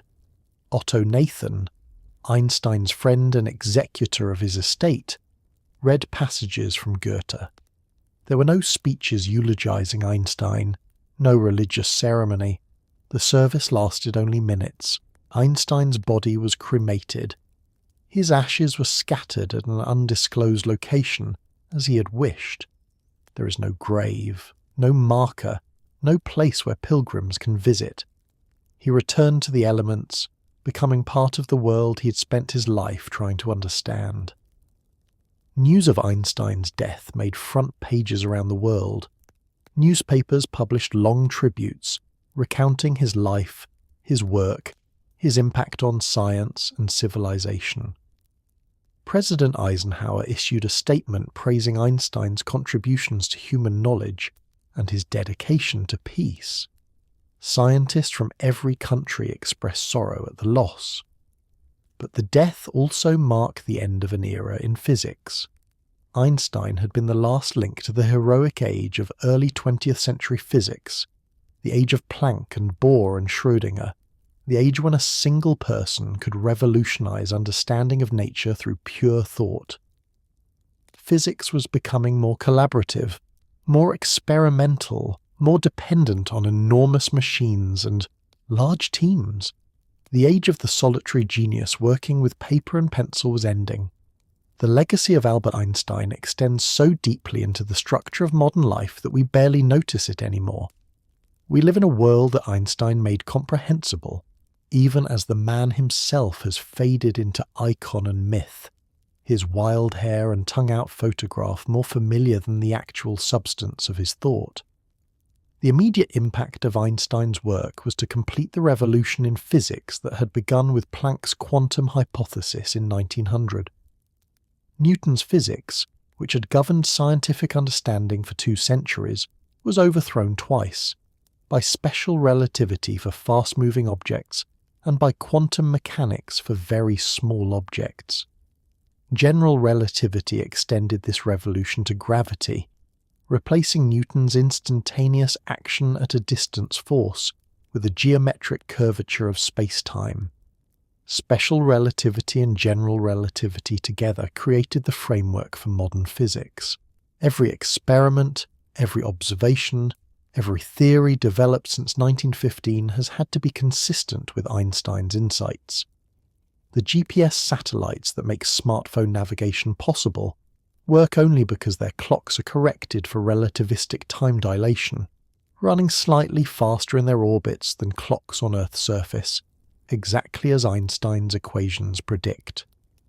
Particle accelerators that probe the structure of matter must account for relativistic mass increase, particles becoming harder to accelerate as they approach the speed of light. General relativity predicted phenomena that seem like science fiction. Black holes, regions where space-time curvature becomes so extreme that not even light can escape. The expanding universe, space itself stretching over cosmic distances.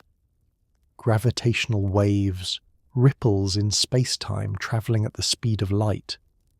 All of these predictions, initially met with skepticism, have been confirmed by observations. Black holes were detected first, indirectly through their effects on nearby stars, then directly when the Event Horizon Telescope captured the first image of a black hole's shadow in 2019. The expansion of the universe was discovered by Edwin Hubble in 1929, measuring the redshift of distant galaxies. Gravitational waves were finally detected in 2015, exactly 100 years after Einstein published General Relativity, when the LIGO Observatory measured the ripples in space-time created by 2 colliding black holes a billion light-years away. Einstein's equation ERMC2 changed human civilization. It explained the power source of stars, nuclear fusion converting hydrogen to helium and releasing the energy that makes the sun shine. It made possible nuclear power, providing a significant fraction of the world's electricity. It made possible nuclear weapons, casting a shadow over human future that Einstein himself recognized and deplored. The photoelectric effect, which won Einstein the Nobel Prize, became the foundation for photovoltaic solar cells, converting sunlight directly into electricity. Modern electronics, semiconductors, lasers, all depend on quantum mechanics, the theory whose development Einstein sparked even as he later rejected its interpretation. Beyond the specific technical applications, Einstein changed how we think about the universe. Before Einstein, space and time were assumed to be absolute, fixed, unchanging backdrop against which events occurred. After Einstein, space-time became dynamic, participating in physical processes, bending and stretching in response to matter and energy. This shift in understanding was philosophical as well as scientific. It suggested that the universe was stranger, more subtle, more interconnected than anyone had imagined. It validated the power of abstract mathematical reasoning to reveal hidden truths about nature.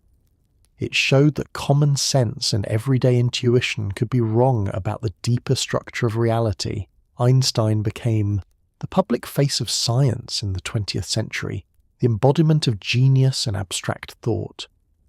His image appeared everywhere. His name became synonymous with intelligence. His ideas penetrated popular culture even though very few people understood them technically. This was partly due to his work, which was genuinely revolutionary, but also due to his personal qualities, the combination of intellectual brilliance and human warmth, the refusal to take himself too seriously, the willingness to engage with the public. He showed that a scientist could be a moral voice, could speak out on issues beyond science.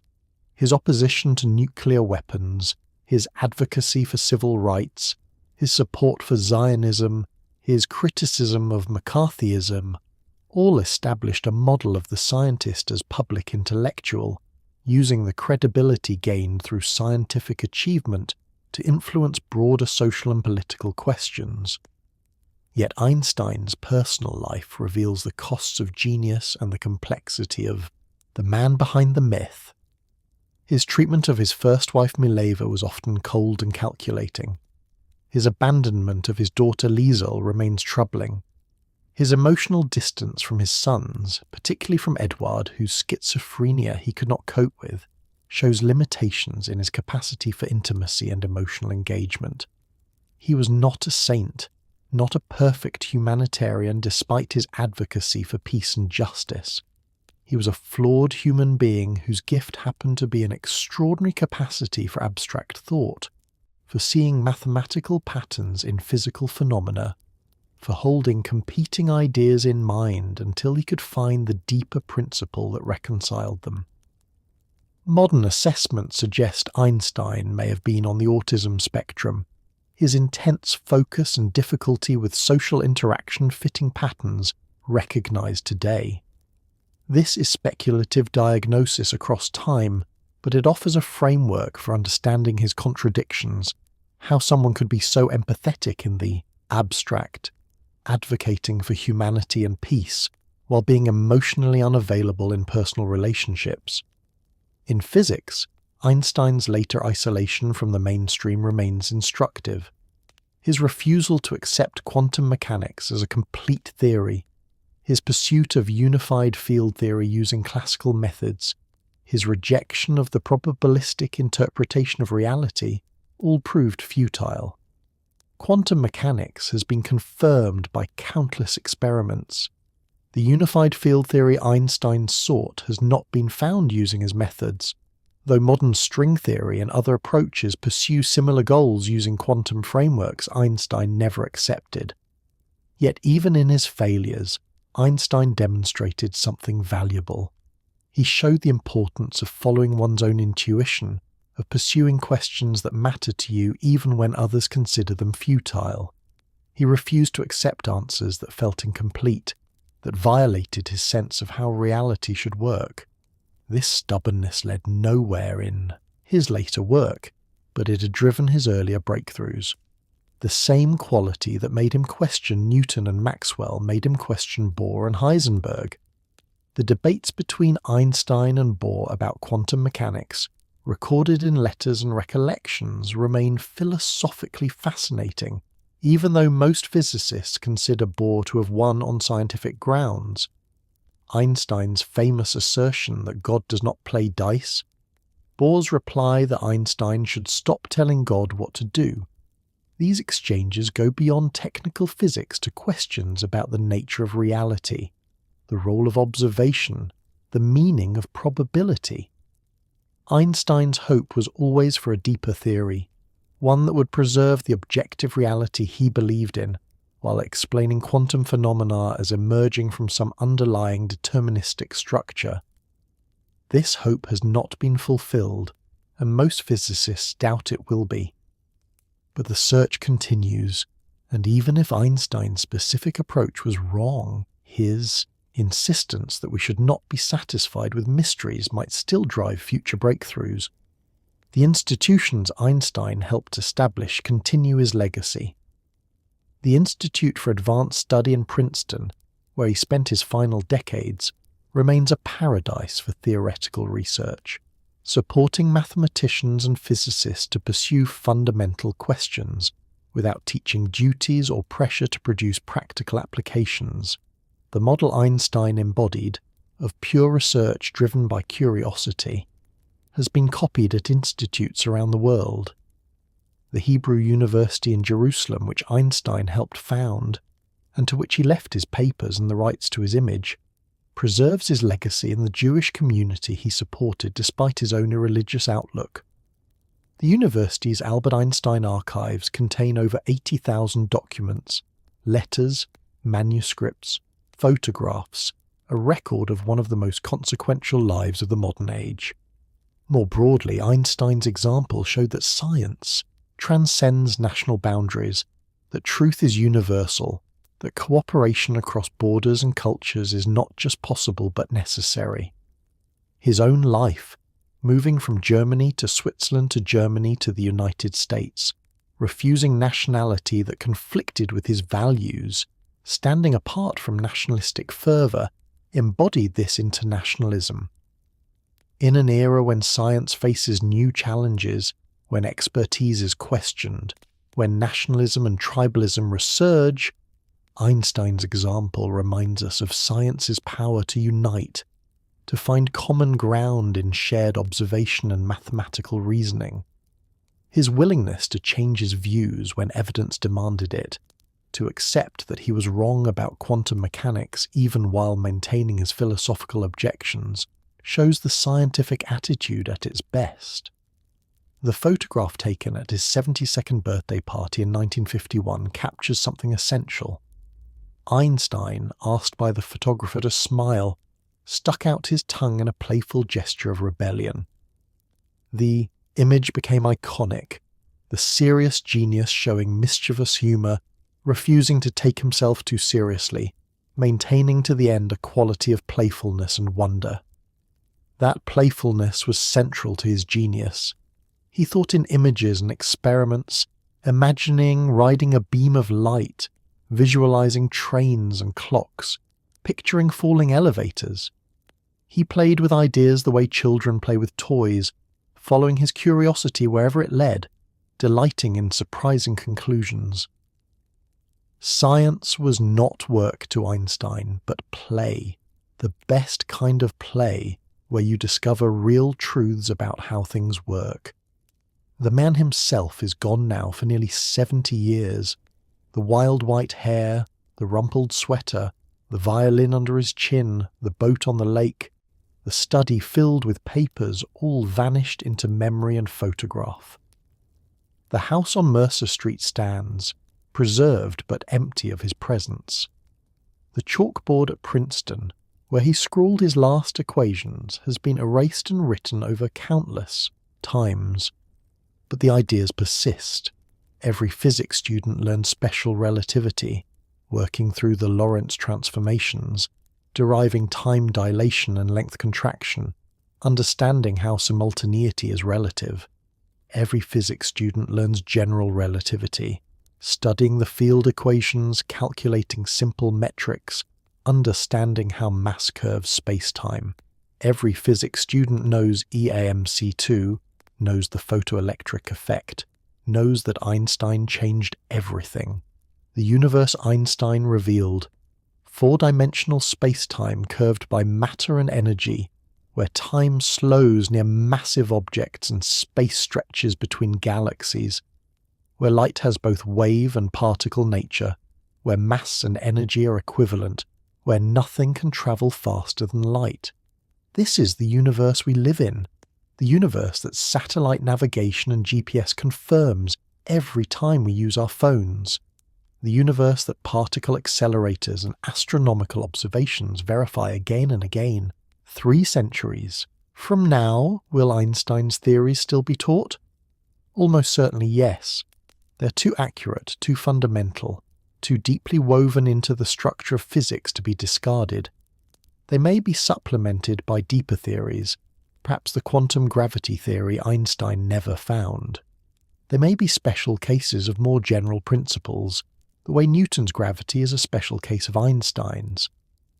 But they will remain, useful and true within their domain, the way Newton's laws remain useful and true for everyday speeds and scales. The man who made these discoveries was neither saint nor monster, but something more interesting, a human being with extraordinary gifts and ordinary failings, driven by curiosity and stubbornness, capable of seeing what others could not see but blind to much that was in front of him, warm in friendships and cold in intimacies, playful in thought and rigid in certain convictions. He spent 76 years on Earth, and in that time he saw further than anyone before, him into the nature of space and time and gravity and light. He changed how we see the universe and ourselves. He made discoveries that will matter as long as humans do science. That would be enough for any legacy, more than most could hope for. But he also showed us something about the life of the mind, about the joy of understanding, about the value of following questions wherever they lead. In his own words, written late in life, the most beautiful experience we can have is the mysterious. It is the fundamental emotion which stands at the cradle of true art and true science. Einstein never lost that sense of mystery, never stopped feeling wonder at the strangeness of existence. He questioned everything, trusted his intuition, followed his curiosity, refused to accept conventional wisdom when it conflicted with his sense of how things should be. Sometimes this led him astray, as in his rejection of quantum mechanics. Sometimes it led to insights that changed human understanding forever. On a spring night in Princeton, if you walk past the house on Mercer Street, you might imagine an elderly man in a rumpled sweater sitting in his study, violin resting on the desk beside him, pages of equations spread across the workspace, thinking about gravity and geometry, about light and time, about the unified theory he would never find, still searching, still questioning, still wondering about the mysteries of the universe until the last breath left his body and he became part of those mysteries himself. Thank you for joining me on this journey through the life of Albert Einstein. If this story moved you, please consider liking this video and subscribing to the channel. I would love to hear your thoughts in the comments. What aspect of Einstein's life resonated most with you, and where in the world you are as you listen to these words, and what time it is in your corner of our shared world. Until our next journey into the past, I wish you rest, wonder, and the quiet satisfaction of understanding something new. May you never lose your sense of mystery, your curiosity about how things work, your willingness to question what you think you know. The universe is stranger and more beautiful than we imagine, and there are always more mysteries waiting to be understood. Good night.